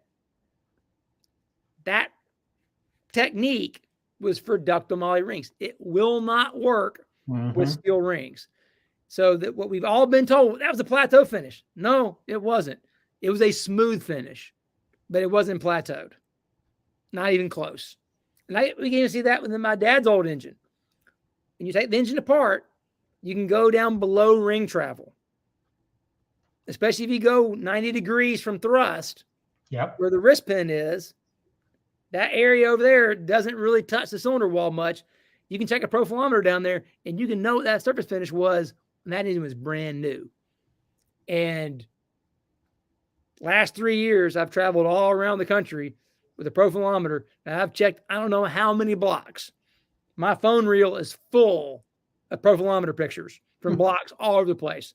And rarely do you actually see correct bore finish. Wow. Rarely do you see it. If the shop doesn't have a profilometer, almost 100% guarantee you surface finish is going to be upside down for where it should be. Guys who have a profilometer and use them have the right surface finish. If you don't have a profilometer, there's no chance you're getting surface finish right. One, I can't even say the word, and two, I've never even heard of one until I saw you using one. Well, it takes a precision measuring device to be able to measure something you can't see with your eye. Right. It's just the way it works, you know? And so the key thing what you're trying to do is you want to have those deep valleys to hold the oil. Oh, yeah. But you need that smooth, flat top so the ring has a place to ride on. To hold the load, support it. So you want it smooth on top, but these valleys underneath. And so as my buddy Mark Malberg that used to work for Cummins, he's one of the leading surface finish gurus on the planet, is you want to hone it to size. So whatever operation you think of as honing, you want to go all the way to size when you hone. Okay. But then you're going to plateau for time. You're not using a dial bore gauge. You're not checking abrasive or stock removal. You're going to hone to size, check your size. If I'm on size, okay, then you're good. Now you're going to do it based on time. And this is not a new idea. This isn't something that Lake Speed Jr. came up with. It's not something that Keith Jones or Ed Keebler came up with. This isn't a Rottler thing. Back in the late 80s, Sonnen published a paper that said they worked with a ring manufacturer, and they found that if they took a JHU 123, that's a 70 grit, by the way. So that's that white nail file. Yeah. Took a JHU 123 to within 0.2 the size. Then they plateaued with the 600 cork bond for 60 seconds. Done. 60 seconds. Zzz, at a very low load. Those engines that had that finish versus the regular 220, 280, 320, blah, blah, blah, like normal, had 5 times less blow by, 5 times less oil consumption. And that was in the late 80s. They figured that out. Wow. It's amazing. Yeah. It's crazy. Crazy. But it just goes to show that engines don't know the calendar. They didn't know. They just knew that finish gave you that load carrying area on top. It held tons of oil underneath. So that engine was super happy. So correct bore finish is critical. And the thing is, if someone has questions, they want to, well, what does that look like and all that? Go watch the video we did with Greg Anderson, because that is the tour de force tutorial. It's every single step what to do. There's no one that bores like that and does finishes like that. I'm telling you, from what I've seen in my day of my engines getting built, oh yeah, they see it going in nicely. Look at that finish. It looks good. I'm good to go. Oh yeah. And it works. But now that's the stuff we're learning. Andy had said something from Unity Motorsports. These are the things that I never knew this. Every time I watch or talk to someone, I'm learning. I probably just gained 25 horsepower just by talking to you on new things I can do. Well, it's just little things. I mean, here's another thing. We actually saw this, out at Ben's last week, that oil level is critically important. So with that engine, everything in that LS engine for the Engine Performance Expo is a stock part, except one thing.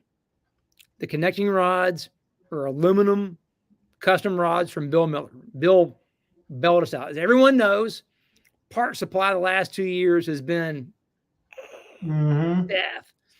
So we're on deadline, trying to get this engine built, trying to get everything done. And I think rods at the time, steel rods, were 24 weeks. And the block we had a real odd deck height. It wasn't a tall deck. It wasn't a standard deck. It was some kind of mid-deck thing. So we had pistons, we had a crank, but we needed a connecting rod to fit it all together. So fortunately, Bill Miller did all the pistons for us at Joe Gibbs Racing for years. So he's a good friend. And he said, I can get you custom rods in 8 weeks. Done. Here's the credit cards. Run it, man. Make it happen. So Bill did us the rods for us, and we were able to make the deadline and get the engine done in time to do the Expo. So that's the only custom thing in it. So it's a wet sump motor, not a dry sump. The guys at Yates had this big 11-quart oil pan for road racing stuff, which would be great for dyno, because with that aluminum rod, we don't want to run a real small volume of oil if we don't have to, because you want to try to keep the temperature down. So we could make tons and tons of runs and not have to chase oil temperature that much. So the larger volume you have, the more runs you can make before the temperature starts to really go up, right? So we ran the engine. We went to go make the first pull, and we had one of those priming pumps where it goes to being a LS. It's got the gerotor pump on the front, so it's So we got the canister. You pour all the oil in there, and you pressurize it, and you crack the thing. And it's like it primes it. Okay, great. Oil's coming everywhere. We run it for a while. We're like, okay, fire the motor up, run it a little bit. All right, go load, make the first pull. oil pressure goes, blah, right, stop. That can's really heavy still. Let's pour the rest of it in there and do that. Okay, get the oil level up. Go on, make it runs. Oil level's good. All right. Time goes on. We do an oil change. We're like, all right, how many quarts of oil do you think were in there? Well, let's just put 6 in there and see what we got. It put in 6 and made about the same as it did before, right? Okay. All right, we're about to hook up the supercharger, so we're going to put some boost to it. So we better go ahead and put some more oil in it. Let's put 3 or 4 more quarts of oil in it. So we got plenty of oil. It's an 11-quart oil pan. We'll put 9 quarts of oil in it and see what happens. We'll make sure we warm it up good before we put the supercharger on. We do that. We lost 40 horsepower. Wow. Adding 3 quarts of oil. We repeated the test last week. We went from 5 quarts of oil to 6 to 9. From 5 to 9, we lost 60. 57 actually. I'm rounding up. 57 horsepower with 4 quarts of oil. But that's where the oil pressure never dipped. Through a whole 9,000 RPM run, that was the only way to get it to not dip. So, and of course, the trick is, with that engine, it's a flat bottom pan. Yeah, remember that aluminum rod's much bigger on the bottom. A lot more surface area. Okay. So it's probably more sensitive to windage. So your results will probably vary. I know when we overfill the little engine at Shavers, it costs us $25. A quart and a half is $25. Wow. But it's pretty easy, depending upon how your heads are and where the drain backs are, to overfill an engine, even looking at the dipstick. So you pour all that oil in, the valve cover, and then 20 seconds later, you pull the dipstick, guess where that oil is? Still up top, baby. Still the valve cover ship. Yeah. So you can keep adding oil until it's full in the dipstick and put it back in. You guaranteed your overfill. You got to give it 10 minutes, 20 minutes if it's a cold day, to come back and check it to make sure it's right. So if you get just double checking your oil level, using the right viscosity, all those little things, there probably is a pretty easy 15, 20 free horsepower out there just by pinching the details. Now add the rings. Now you got another 25. Yeah. You know what I mean? I mean, you see how it works. Oh, yeah. It's easy to add up and get 50, 60, 70 horsepower pretty easy just by doing little things that really cost no money. You were going to buy rings anyway. Yeah. Just buy a little bit thinner rings than you did before. You're going to gap them. You just gap them a little bit different. Next thing you know, here you are. I mean, you're going to buy headers. Well, buy this header a little bit different than that header. There's a lot of free power out there that takes discipline and details to get it. But the rewards, man, they're exponential when you start talking about it. It's crazy. Well, especially when you talk about wear. That's the thing that, back to the oil analysis that I'm so passionate about, is that what you want to look at is the wear rate. It's not about what the total numbers are. You want to look at the wear versus a function of time, be it hours or miles or laps or whatever your metric is. You want to look at how much wear is occurring versus that amount of time, and you want to minimize that. You want to make that number as small as you possibly can, because ultimately that's the longevity of your engine. Right. You want to be what the NASCAR guys are doing today in running 3 races. 20 years ago, the Formula 1 guys won 1 race and the engines were junk. Now they want to run the same engine 8 races. That's what you want to do. You want longevity. Here's one for you. This comes down to brands. People are asking this question. Redline and AMSOIL. What kind of oil do you recommend? Who's makes good oil? Well, that's a great question. So the way to choose an oil, this may sound backwards, but do not start with the brand first. I'm actually brand agnostic. I could care less what brand of oil you run. What matters is the chemistry. So proper lubrication can be defined as the 4 R's: right oil, right place, right time, right amount. Now realize right there that the oil itself is only one of the 4. Sure. Just know that first. Most lubrication related failures are probably not the oil. It's the other 3. Back to the hone. Why do we talk about the hone so much? Well, that's how you get enough oil up on the rings where it needs to be and enough of it, right? You got to have oil where it's supposed to be, when it's supposed to be, and enough of it. That's why the hone's so critical for ring life and for the performance of the engine. It's got to seal and it's got to lubricate. It's got to do both. So the oil itself, what's the right oil? The right oil is the right additive package and viscosity for the application. That's why we talked about the oil temperature earlier. So important. If you don't know your oil temperature, it's next to impossible to choose the optimum viscosity. Because all oils get thinner as they get hotter. Conversely, they all get thicker as they get colder. So you want to know the oil temperature. You want to know your bearing clearances. Based on those 2 things, you can choose the right viscosity. Then it's all about the additive package. If it's a diesel, then you need a diesel additive package that has all the detergents and dispersants to deal with all the soot and the stuff that's created by diesel combustion.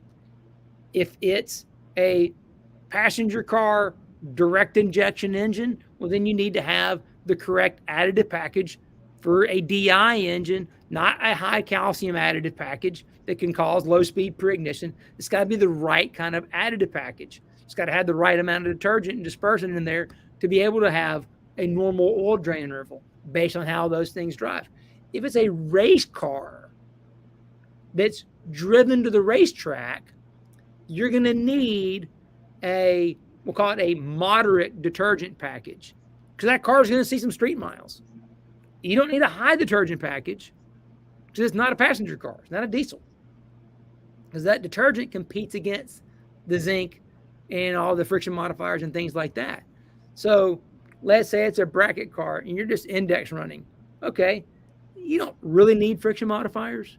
It's nice to have them, make more power. It's nice, but that's not what you need. But what you do need is you need a semi-synthetic type oil.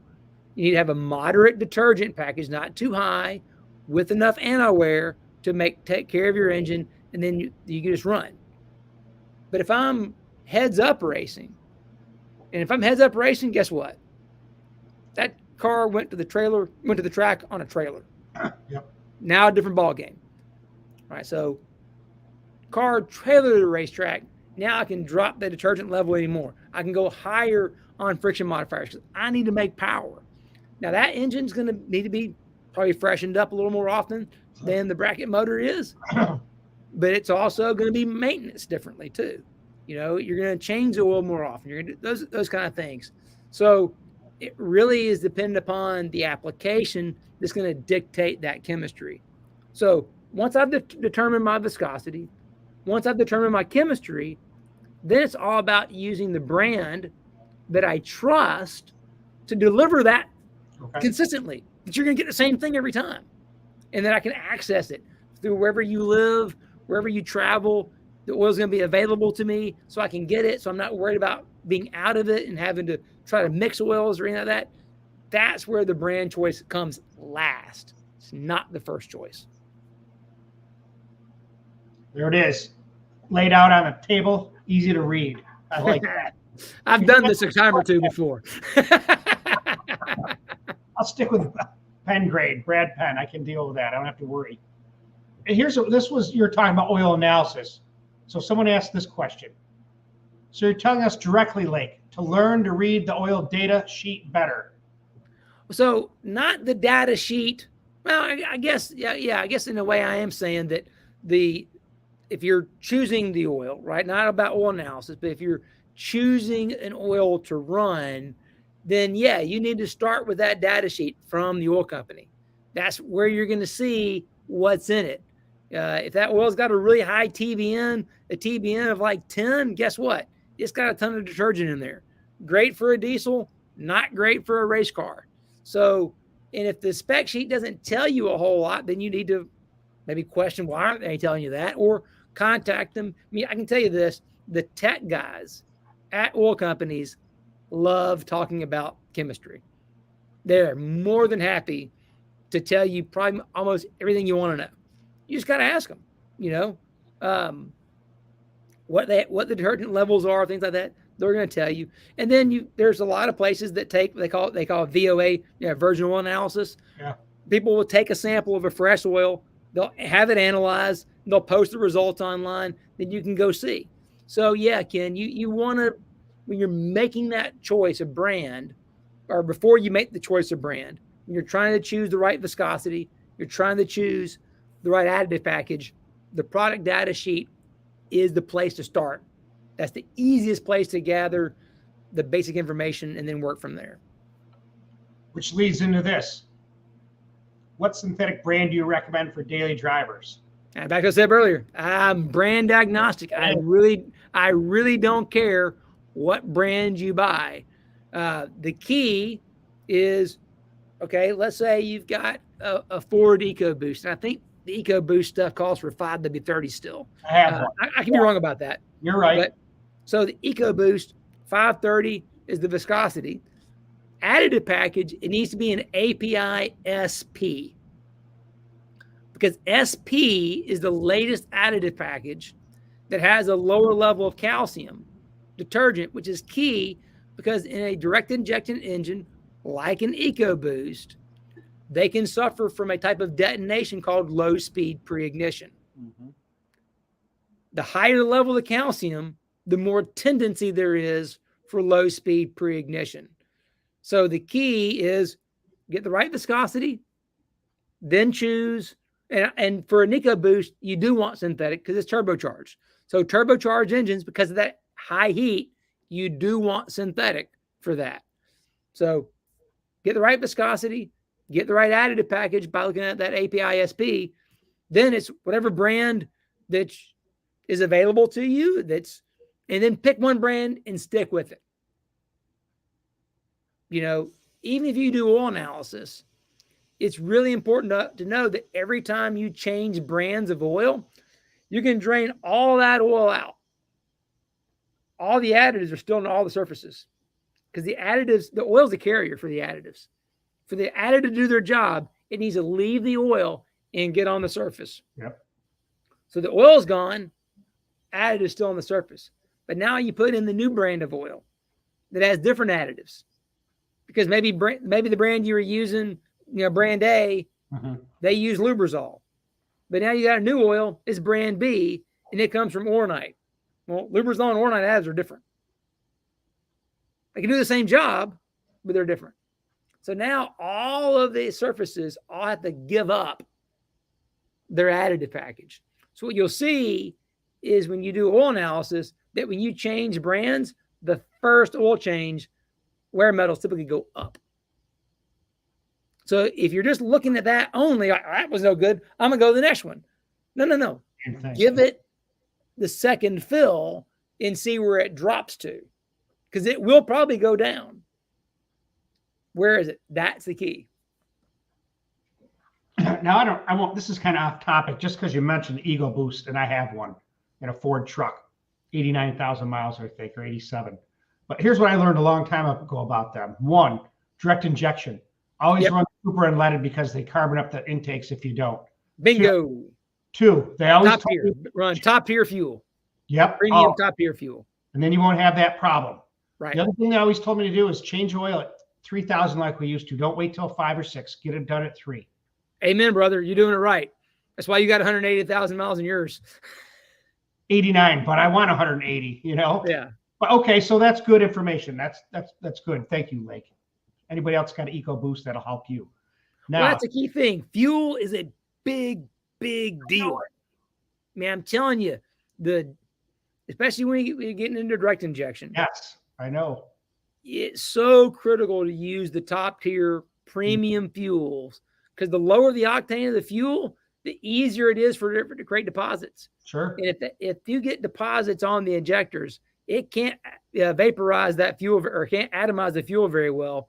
And if it doesn't atomize, it won't vaporize. So fuel mileage goes down, wear goes up, fuel dilution in the oil goes up, everything bad happens. Thank you. Makes me feel good about spending the extra money on super unleaded. It 100% works. It's the right thing to do. Now, I've seen this question here. There's 3 people asking the same question. So we're trying to put it up. And it's the additives, the old Slick 50. Does he do anything? Does Marvel Mystery Oil? Here's another one, Marvel Snake Oil. What can you tell us about these briefly? Are they worth anything? Well, I had a guy sent me some emails yesterday I was going back and forth with. And so I am a tribologist. I'm a member of the Society of Tribologists and Lubrication Engineers. Within that, they actually have different certifications that are available, and you have to take tests and pass and do all kinds of things. So I'm a certified lubrication specialist. On the exam, one of the questions is, when is it appropriate to use an aftermarket additive, any of the ones mentioned, in a crankcase engine oil? And the answer is never. Never. Because you don't know what you're doing, right? It would say is that, some guys say, man, I use XYZ additive, I picked up 5 horsepower. But there's going to be somebody else that says, I use XYZ additive, I lost 5 main bearings. Well, which one of them's lying? Well, neither one of them are. The reality is, because there's only 4 companies that make the additives, you have no idea what that's going to do when you mix it in. I was at a Top Fuel team the other day, and they showed me this picture of this giant brick of sludge that formed on a warm-up only. Yeah. Because someone brought them a snake oil additive to put in there, because this is going to make all this power, is going to do all the stuff. They poured it in, and it literally created a brick in the oil pan. Fortunately, they found it after warm-up. They never ran anything. Otherwise, it'd have been boom. Oh, bad boom. Bad boom. And I've seen that happen before. It's just a negative chemical reaction. When you put an additive, and I don't care what brand it is, I don't care any exceptions. When you put an additive in an oil, you are playing chemical Russian roulette with your engine. I love engines. We make oil for engines. We don't build engines just to put oil in them. Right. The oil should not be, the chemistry of the oil is not the holy grail. The engine is. Protect the engine, love the engine. So I hate snake oils. I hate additives with a passion. That's it in a nutshell. Thank you. Yeah, that's the one I will drive it in the ground. That's the hill I'm going to die on, baby. I'm a Marine on Iwo Jima when it comes to additives. Because I actually looked at Slick 50 and some of them, and I said 89,000. Maybe I should put that stuff in. No, I thought about it now. Absolutely not. All right, here's one. Let's see this. Great information, Lake. Any tips on preparing aluminum block with NK? Probably Nickel liners. Okay, yeah. Probably. So an aluminum block with Nickel liners. So Nickel's tricky because you think about a regular like cast iron bore. When we're honing it, you got crosshatch and all this. That surface is actually down, right? So you got this top up here, and you got these valleys. So all the oil retention is down here. Nickel is this carbide. It's all vertical. So it's scales. So that scale we talked about before, the cast iron bore can be plus minus 200, with most everything being within 100. On Nickel, that's plus minus 80, and everything's about 40. So it's way smoother, but it's all vertical. You got these little silicon nodules up here, and the oil's like the ocean around the islands is how that works. So with Nickel, what's important is to use an oil that has no friction modifiers for braking. And that actually is the same true for really any engine. You don't want any moly or boron or anything slippery in the oil during break-in. ZDP zinc does not reduce friction, actually increases friction. So having a higher level of zinc isn't a problem. That's not going to reduce friction.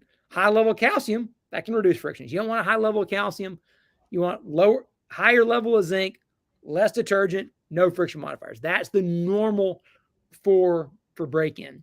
For Nikasil, you don't need as much ZDP. You don't need a super high level of ZDP, and you need a little bit more detergent additive just to maintain the cleanliness, because it's very easy for it to get the oil film the additive film to get too thick, because the ZDP can create a pretty thick film because regular cast iron stuff, it's such a big, top to bottom, has got a lot of depth. It's hard for that to get too smooth. Nikasil is so smooth, it's very easy for the snow, if you want to call it, that the ZDP creates to just basically engulf it. That was one of the old Lubrizol guys' analogy, that the additive film that's created by the ZDP is like the snow that falls on the Rocky Mountains. If you go up to Colorado in the summertime and you look at the Rockies or you fly over them in the summertime, man, they're big and they're rough, and you see all these jags and points and everything. Yep. You fly over in the wintertime, you're up there in the wintertime, man, it's smooth and rolling and all that. It's the snow, right, that smooths everything out. It's filled in that roughness. Well, the ZDP does the same thing on all your machine surfaces. But with Nikasil, it's so smooth that you don't want it to get too much ZDP. Okay. So that's one of the key things. Now, here's one. This is pretty interesting. Do you know if Total Seal has tried testing their gas ported ring design using more shallow gas ports, say 25 or 30, but smaller, shallower ports? So we have tried different size gas ports, and we've also tried a different number of ports. So the problem with adding more ports in total is that every time you're machining on the top of the ring, you're taking material out, right? It wants to try to make it buckle. So if you got a really, really thick ring, it would be probably easier to do that and it not buckle. But when you go really thin, the more material you take out of the top of the ring, the more it wants to waffle. And you want the ring to be flat. The flatness of the ring is key, number one, most important thing, is keeping the ring flat. So that's where we ended at 15, was that 15 gave us uniform gas pressure distribution and was something that didn't cause the ring to waffle, right? Too few wouldn't give us as much performance, but if you go too many, it starts to create other problems. And we actually do we do different thicknesses or different depths on the gas port. So like a thicker ring, we'll put a bigger one in there because you have the room to do it. The thinner ones, we put less in. Again, back to the waffling and what you can do. Like on my dad's engine, because it's a 0.7.72, and it's being a 12-to-1 compression engine, I actually had the guys at CP put lateral gas ports in the piston, but put the smallest ones in. Because they had big gas ports and small gas ports. I said, put 14, or no, he put 7 small ones in. Then we've got 15 small gas ports in the ring. So we doubled it up, which is fine. My Trick Flow Specialties R head 13-to-1 430 made 716 592. On engine has Total Seal AP stainless top ring, Napier second ND rings, standard tension coil ring. 22 16th, 3/16, yeah. Motor made 716 due to really heavy ring pack and H13 pins. Yeah. Yeah, if you went smaller, with a package like that, you could make more power. Yeah. Oh yeah. Let's see. And I think John was talking about this. The Nicosil bores you were already talking about. So we got that. We covered that. Well, wait. Yeah, maybe right. Bring that back up. Key thing for Nicosil with rings, you can't run chrome. No chrome with Nicosil. Because in the chrome plating, there's actually some nickel. Okay. And we all know you can't run some more materials together. So what chrome running against Nicosil will wipe itself out.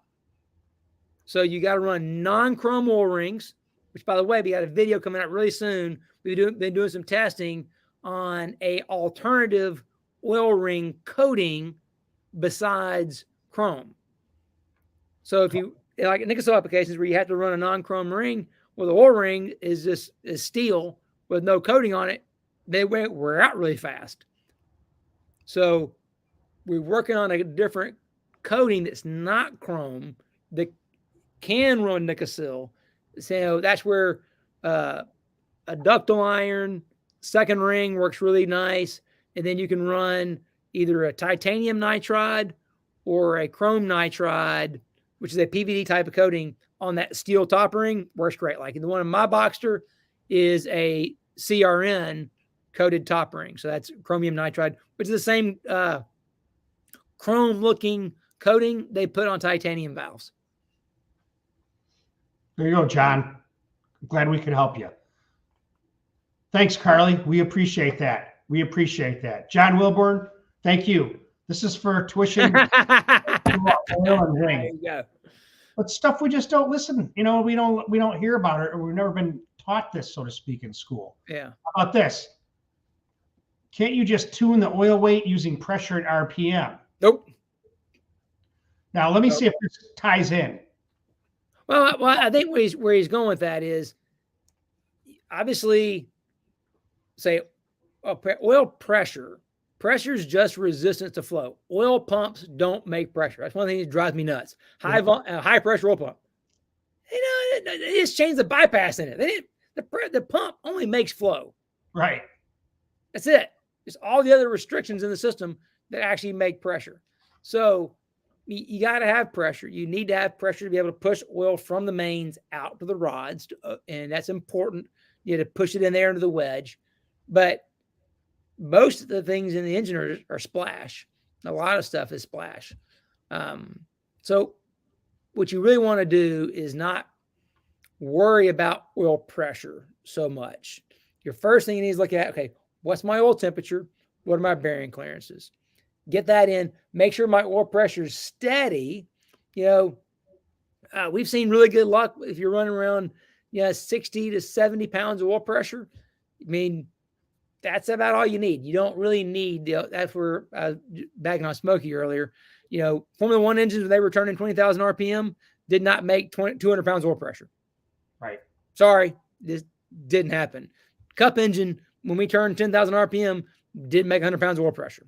Maybe 30. Didn't happen. Yeah. I mean, my God, on our plate stuff, Daytona Talladega, we actually would tape over the oil pressure light. Yeah, because it's only 15 pounds or something. Oh, yeah. Wide open throttle, 15 pounds. It's like, that'd scare the driver to death. Like, just cut the line, tape over it. Don't even look at it. You don't want to know it's there. Now, this relates to that right here. What about oil pressure versus RPM in a street strip deal? I'm telling you right now, 60 to 70 pounds is what will work on 99% of the applications.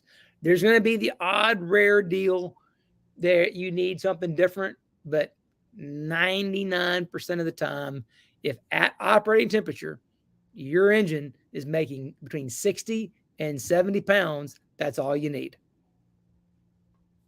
Wow. Love it. We talked about a vacuum pump. She mentioned we switched to Champion full synthetic for NHRA Super Street Class due to all the oil downtime between rounds. Okay. I think where she's going with that is that synthetics typically run a little bit cooler. Yeah. So you're getting less oil temperature fluctuation based on how long you're sitting. That's reasonable. if you have very inconsistent time between rounds, running a thinner synthetic oil will create less oil temperature.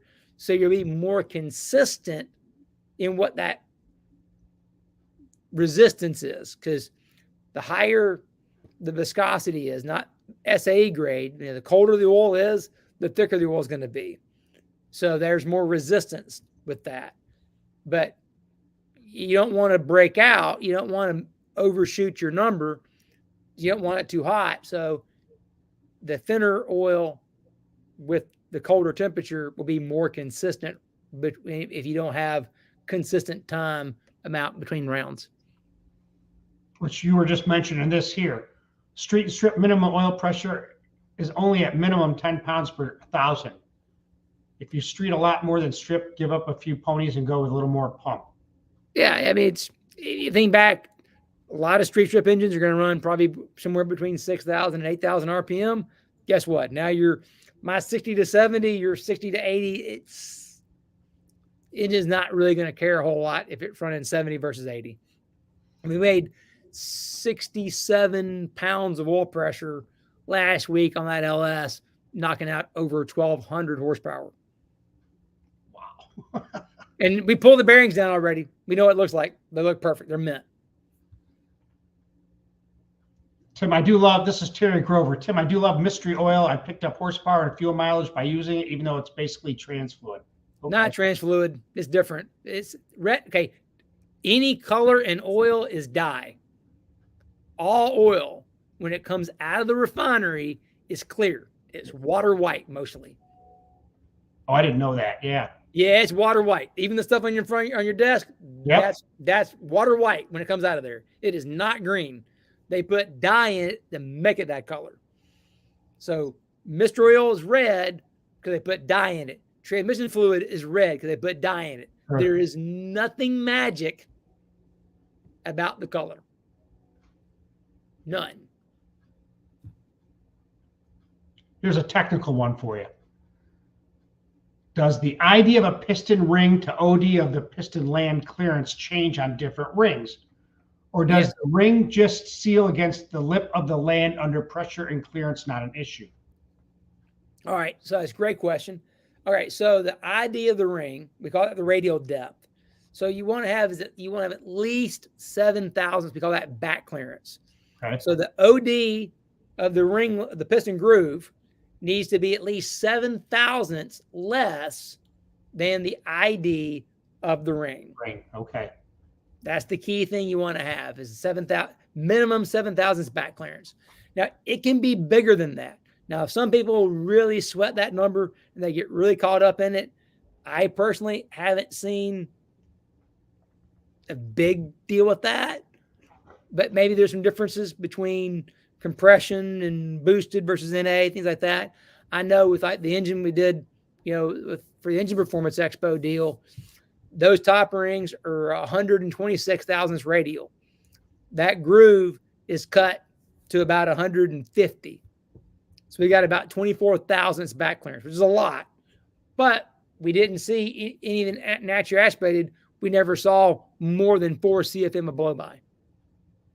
So it really didn't make a big difference. All right, so does the ring seal against okay. So where the ring seals is in 2 locations. Obviously the face of the ring to the cylinder wall, but then the bottom flank of the ring seals against the ring land. So you want the ring to seal against the bottom and against the side. That's where it's at. It's not sealing against the back. It should never touch the back. Only all the way out to the bore and then down. Here's another one that's kind of technical from Racer D. Explain to me how vertical gas ports can work when the pressure is greater on the top of the ring to piston diameter to bore than the total of the 40 thousandths on the top of the piston. Okay, well, it's real simple. All right. When the combustion event happens, you got all of this pressure above the piston. Mm-hmm. What seals and pushes the ring against the cylinder wall isn't the tension of the ring. That's just kind of holding it there in place. What seals it is the gas pressure acting behind the ring. So if you don't have any gas ports at all, what happens is that gas pressure has to go down the crevice and then go behind the ring and then try to push back out, right? So you got to get this gas pressure's got to kind of work its way down. A vertical gas port is like opening a faucet. It just lets it get straight behind the ring. It goes because the vertical gas port is drilled to the back of the ring groove. It doesn't need to bisect into the ring groove because then it creates a leak path. But it needs to go right to almost to the root of the groove, maybe a half a thousandths proud of the OD of the ring groove, but still, let's say it's a thousandths proud of the OD of the ring groove. Well, then if we got 7 thousandths back clearance, well then let's say that hole is 4 thousandths. Well, then it's still behind the ring. It's not in the wall, but it's still behind the ring. And it puts that gas pressure right behind the ring so it can push straight out and seal against the wall. That's the key, is having that. That's how gas ports work. So it's actually behind. When it goes down through, it's behind the ring. Yes. Right. If you put the gas port too far out, all it's going to do is push straight down, and it's going to lock the ring against the groove. It won't work at all. It won't be. If the vertical gas port is too far out towards the bore, it won't work. It's just going to smash the ring in place and lock it in. It won't work right. If it's too far back, it gets into that ring groove, and then it creates a leak path, and it sucks oil and does all kinds of nasty stuff. Here's the one I said before. How do you pronounce it? Profilometer? Well, think about this. It's profile O meter. Kind of like a speed O meter, profile O meter. Profilometer. Yeah. Or profilometer. We just drop the E out of it. And just, okay. Yeah. Let's see what else. Lake Seed, you said it perfectly early on tonight. Pennies and nickels make dollars. It's all in details that applies to every single assembly in the engine. That's a fact, right? There's a reason why Chad Canals has 7 rings. I mean, Jimmy Johnson's a great race car driver, but obviously he wasn't Superman in an Indy car. Hey, we appreciate it. Thanks. Thank you for the insight. New pistons will be getting thin. GPS, yep. DBG, thanks for organizing. Hey, appreciate it, Todd. Yeah. Thank you. Same here. I got a bunch of motors I'm building, so I'll be talking to Lake somewhere along the line. We're going to be buying a bunch of piston rings, new pistons. We got a lot of stuff to talk about in the future. Let me tell you. Learning a lot. Let's see. What's this one? With the increased popularity of boosted methanol combinations over the last few years, do you have a recommendation for a methanol-specific oil? I'm going to tell you 2 things about this. This is a great question, by the way. So the number one thing is when you're running boosted methanol, you need to make sure that you have at least 70 RVK on the surface finish of the cylinder bores. Because it doesn't matter what you put for oil in that engine. If you don't have enough valley to hold the oil, it's game over. Back to proper lubrication, 4 Rs. Right oil, right place, right time, right amount. That RVK is what's going to keep the oil where it's supposed to be, when it's supposed to be, and keep enough of it up there. So that's the key, because you're putting so much fuel through it, you got to have more RVK. What the traditional finishes out there will usually land your RVK somewhere in the high 20s, low 30s. When we're doing like when we did with Greg for my dad's engine, we're getting into the low 50s. You need to be in the 70s, you're running methanol. Okay. We've got these crazy diesel guys. We're working with the top fuel guys, over 100 on the RVK. Wow. So the next thing is you want a low detergent, low dispersant oil. If you have a high level of calcium detergent, you're going to get a lot of emulsion of the methanol in the oil. And methanol is a terrible lubricant. So you don't want their oil turning into a milkshake. So the best way to do that is having a lower level of calcium. We kind of talked about this earlier. This is Adrian from New Zealand. I want to see Stapleton's 42 new engine. We were just talking about that. How much? Yeah. Hopefully, I think we got all the parts in now. Dennis and the guys at Pro Motor, they got to bush the block. We're putting in keyway style lifters, so we're getting rid of the dog bone style and going with a keyway. So we have the lifter bushings. They just got to put it in the block machine, get the lifters in. Fingers crossed, guys.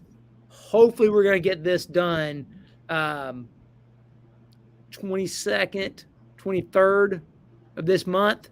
And if we can, then hopefully we'll get the video out over Thanksgiving weekend, so everybody has time to watch and see what happens. That's the plan, but you know how plans go. Exactly. Now Stapleton 42, I don't know him from Adam, but I've watched some of his videos, and you know him because he's on your channel a lot. You guys have a lot of interaction. So one of the things I noticed, I don't think he knows a lot about engine. I don't know. Maybe he doesn't. No, he's a good kid, right? I mean, so Mitch and Logan, great kids, and they're pretty young, in their 20s. And I mean, but he's a hot rodder. I mean, he loves it. He wants to do this stuff, and he wants to learn. So it's great to see people that, young people aren't interested. BS, look at this guy. Right? He's a young guy. He's into it. He wants to learn. So we're bringing him along and coaching him up. And I love his passion, his enthusiasm for this. I mean, he wants to learn. He wants to know. He loves the history, respects the history. He's a great guy. He seems that I enjoy his videos. I watch him a lot, catching up with him. Let's see. Is higher zinc and phosphate cam break-in lube for flat tappet break-in, drain, and refill okay? I've done that for cam break-in for years. I've been throwing money away. All right, so you need that high zinc and phosphorus levels, for that initial cam break-in. It's also really helpful for ring break-in too, right? That the same rules before. High zinc, low detergent, no friction modifier. That makes every engine happy. And on the Speed Diagnostics website, we actually have a list of 26 different oils, and it shows all the information. You can go get it for free. Just go there, click on the link, download the report. It will show you every different break-in oil, and you can see how much detergent's in them, how much zinc's in them, if there's any friction modifiers. Everything is totally free. SpeedDiagnostics.com. Write that down. Yeah. So for that cam break-in, you got to have it. Great for ring break-in. Once you get about an hour of engine runtime, you can get that stuff out, and you don't need it anymore. So you don't need to be putting additive zinc stuff in there after that. You're good. Let's see what our next little question. That answered a lot of questions, a lot of information. So wasting money.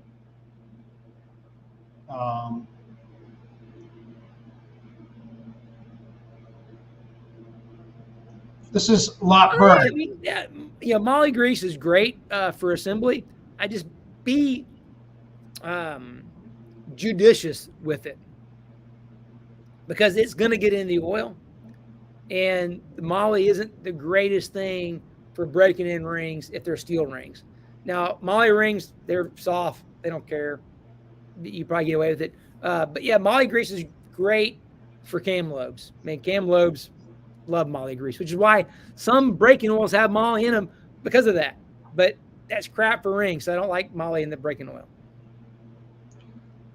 Here's another one. I don't know if this is easy to answer. That's easy. So every ring, regardless who manufactures it, comes with instruction sheets and a layout. And the key is you want to make sure you pre-gap them, right? I don't care if they're file to fit or drop in. You have to put the rings in the bore and check the end gap.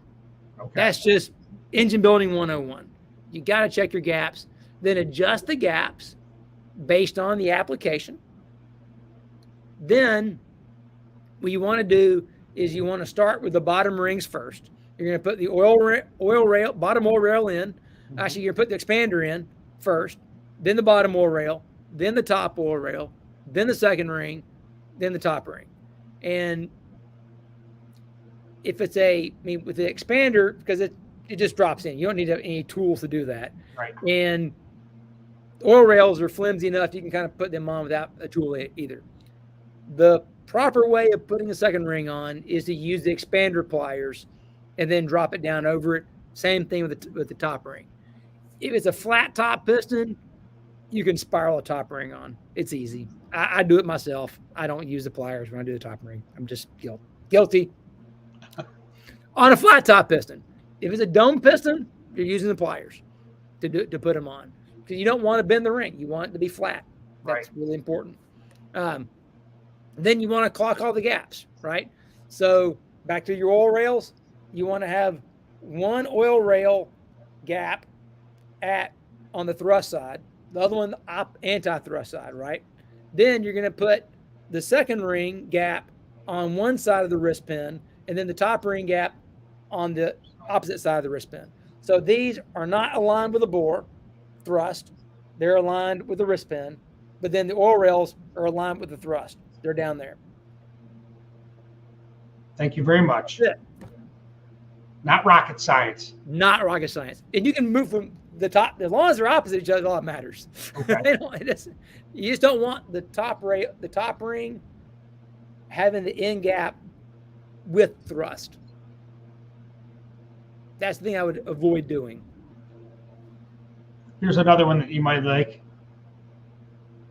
Do zinc additives from a bottle for cam brake? Yes, absolutely. They count. List. Yeah, they're on the list. They count.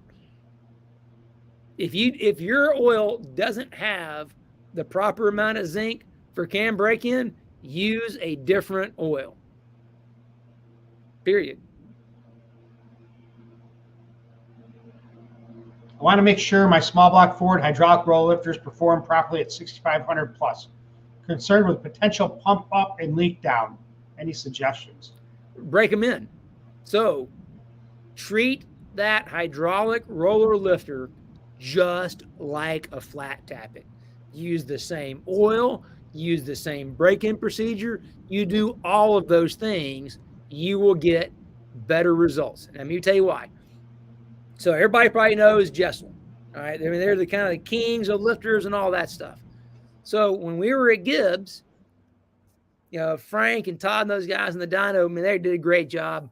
They had to do all these cup engines, and we had a whole sequence set up where it would, we had oil piped from the top down into the thing. So you could put braking oil in, put race oil in, and we had the dyno program. You push a button, and it would do a cam break-in for the flat tap at cup deals.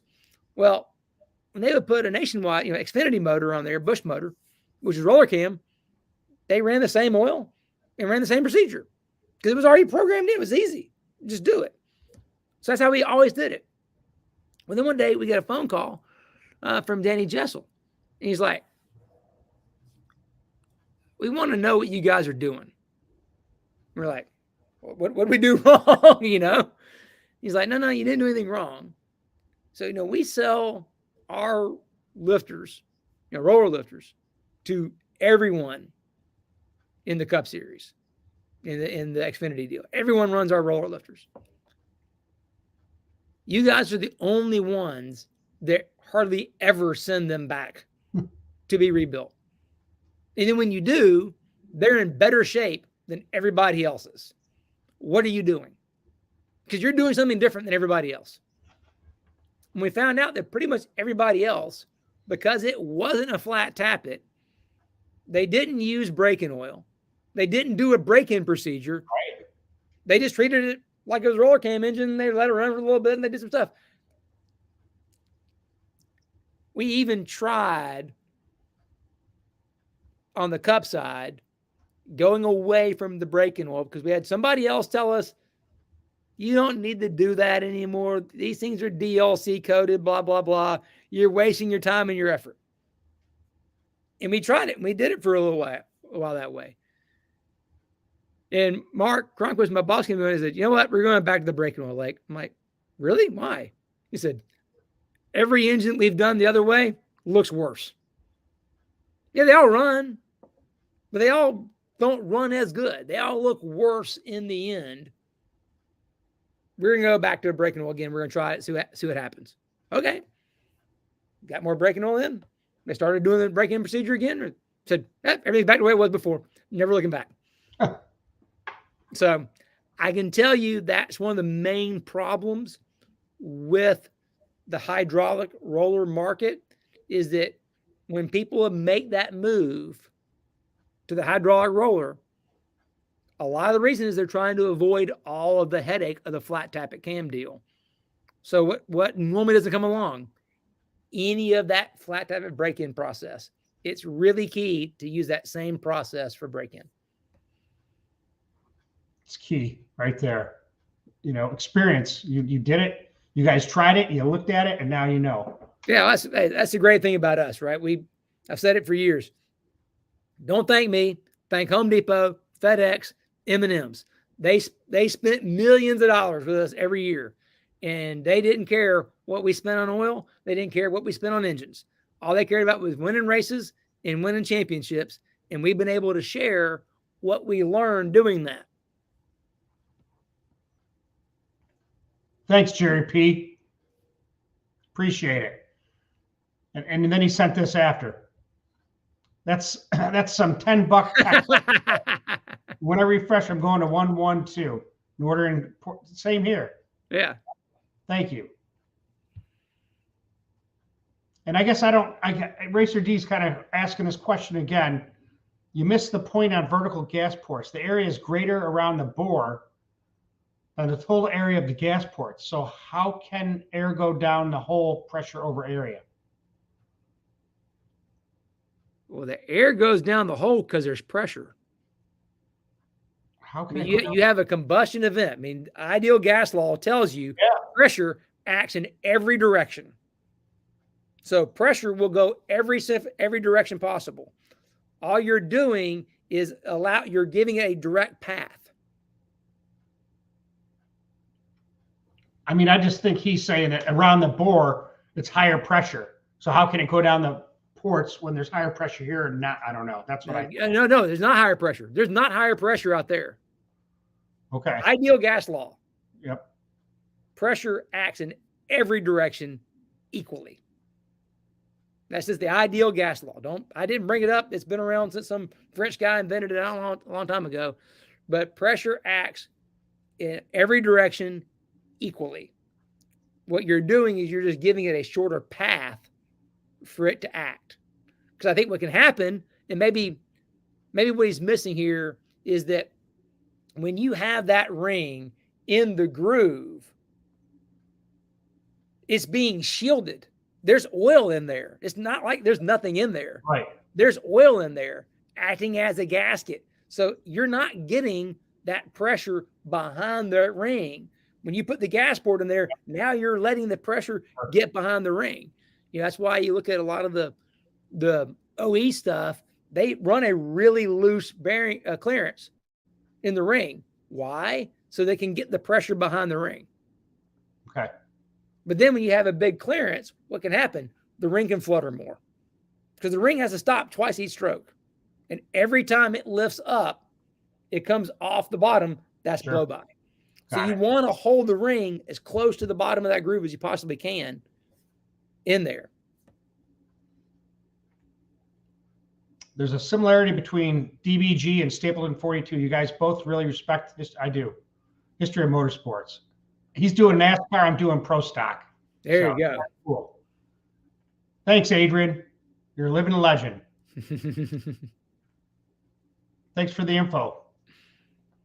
I've been doing it right. Thought some new discovery about the cam out. We got you. Yeah. What do you recommend for gaps? It really depends upon the application. I mean, I really like running a wider second gap than top end gap. And then having that, if it's a wet sump engine, matching that gap on the second ring to the top oil rail. But how much gap you run really depends upon the application. Essentially, the rule of thumb is the more heat you're producing, so more power per cubic inch, and really think about that in torque. Don't think about it in horsepower because you can fool yourself with horsepower because it's a calculation. Torque. the more torque you make, more peak torque you make, the more heat you're building, because peak torque is peak cylinder pressure, which is peak combustion temperature. That higher that number is, the more gap you have to have. You know, you look at a top fuel engine, they're making, 10,000, 11,000 horsepower. They're running 57 thousandths in gap. But people tend to try to nitpick and run two really, really thin gaps because they're so worried about blow by. Don't. I mean, that little mule engine out there at Shavers with a 0.7 millimeter ring, which is that thinner ring, you need a little more gap for a thinner ring. I mean, we ran 28 thousandths gap on a 4045 bore. So that's almost 7 thou per inch. We have like 6 something, right? So people are like, that's crazy, but we have 3 CFM of blow by. So my blow by is super low, even though I got a ton of gap. But if what happens is if I run too little gap and I butt the rings, you're done. Everything's over with. So that's my experience. Most people tend to overthink in gap. Give it a little more gap. Give it some room. It'll be happy. Won't be buying any catching. Right. What questions need to be asked to the machine shop to find out if they're capable of doing the right finish? If they don't have a profilometer, they're not. There you go. That's the quick answer, right? Yeah. Wish I was live. Would all you tell Junior? I said, hello. There you go. Hey, bud. Ever bent the oil scrape ring on the end to cause less friction in the engine? No.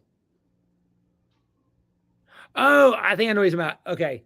So sometimes you can take the expander where they meet and they can tune the end, kind of bend the ends to adjust the tension. Yeah, that's it. That is a trick people do sometimes. Yeah, you can kind of tune the tension by changing those ends. Yeah. In his case, you're bending them in, so it takes some tension out. Excited about going to the keyway lifter setup. It's a lot lighter and a lot less chance of weird valve spring harmonics. Oh, yeah. If you can get the valve train happy, man, it's crazy. Like we changed just rocker arms. We went from on that Engine Performance Expo LS engine, we did a rocker arm change after doing Spintron work to verify what we needed to do. And man, it picked up 1,100 RPM plus. I mean, it could have gone further. We just didn't want to go past 9,250. We couldn't go past 8,100 before hitting valve float before. Right. And then 2 weeks ago, we went to 9,250. Just with that lifter change. Yep. That wasn't lifter, it was rocker arm. But okay. Same kind of thing, right? It's if you start looking at all those components and taking the mass out of the system, it makes a huge difference. And now that engine did have keyway lifters in it. Okay. So before, even with keyways, the rocker setup had too much flex in it, and it was running out of it going into valve float at 8,100. Change the rocker arms. Now you're at 9,250. I'm looking at the time. I said to myself, oh, we're never going to talk for 3 hours. What are we going to talk about? And now we're at 2 hours and 48 minutes. It's amazing the way this works. I've learned so much. And I put it on a replay so when people go back that missed this or that couldn't be here, they can listen to it again because you got so many key points. Cool. Well, send me the link. Please email me the link so we'll share it out. I will. And I'll put your channel on here too. Thanks. Performance Expo, so we can get that channel going because you got a lot of great guys to talk to. Oh my God, the Engine Performance Expo. I mean, if anyone's hung around this long, do yourself a favor. Go to the Engine Performance Expo channel and just geek out. Love it because there's so much wonderful stuff there. So it'll be great. We'll see how these numbers grow. I appreciate you, Lake, coming in and teaching us all about oil and piston rings. And there's a lot more to talk about. We probably should do another one. Maybe limit it to an hour so we don't sit here and keep everybody out of doing their work they should get done on Sunday night before they got to go to work on Monday. Yeah. But But this was a lot of fun. I love talking about this stuff. I appreciate all the comments and the questions and stuff. That's wonderful. So yeah, we will definitely do this again. This was fun. And when you get questions like this and people that want to know, I want to teach. So this is great. Thank you. I appreciate it. Anthony from Las Vegas. He works at the Shelby Museum. Anthony Vino, I appreciate you coming on. We're signing off now, so we're going to sign off here. We'll end it. Thanks, guys, for being here at DBG. I appreciate everything. Stay tuned for more videos, and we'll see you back when the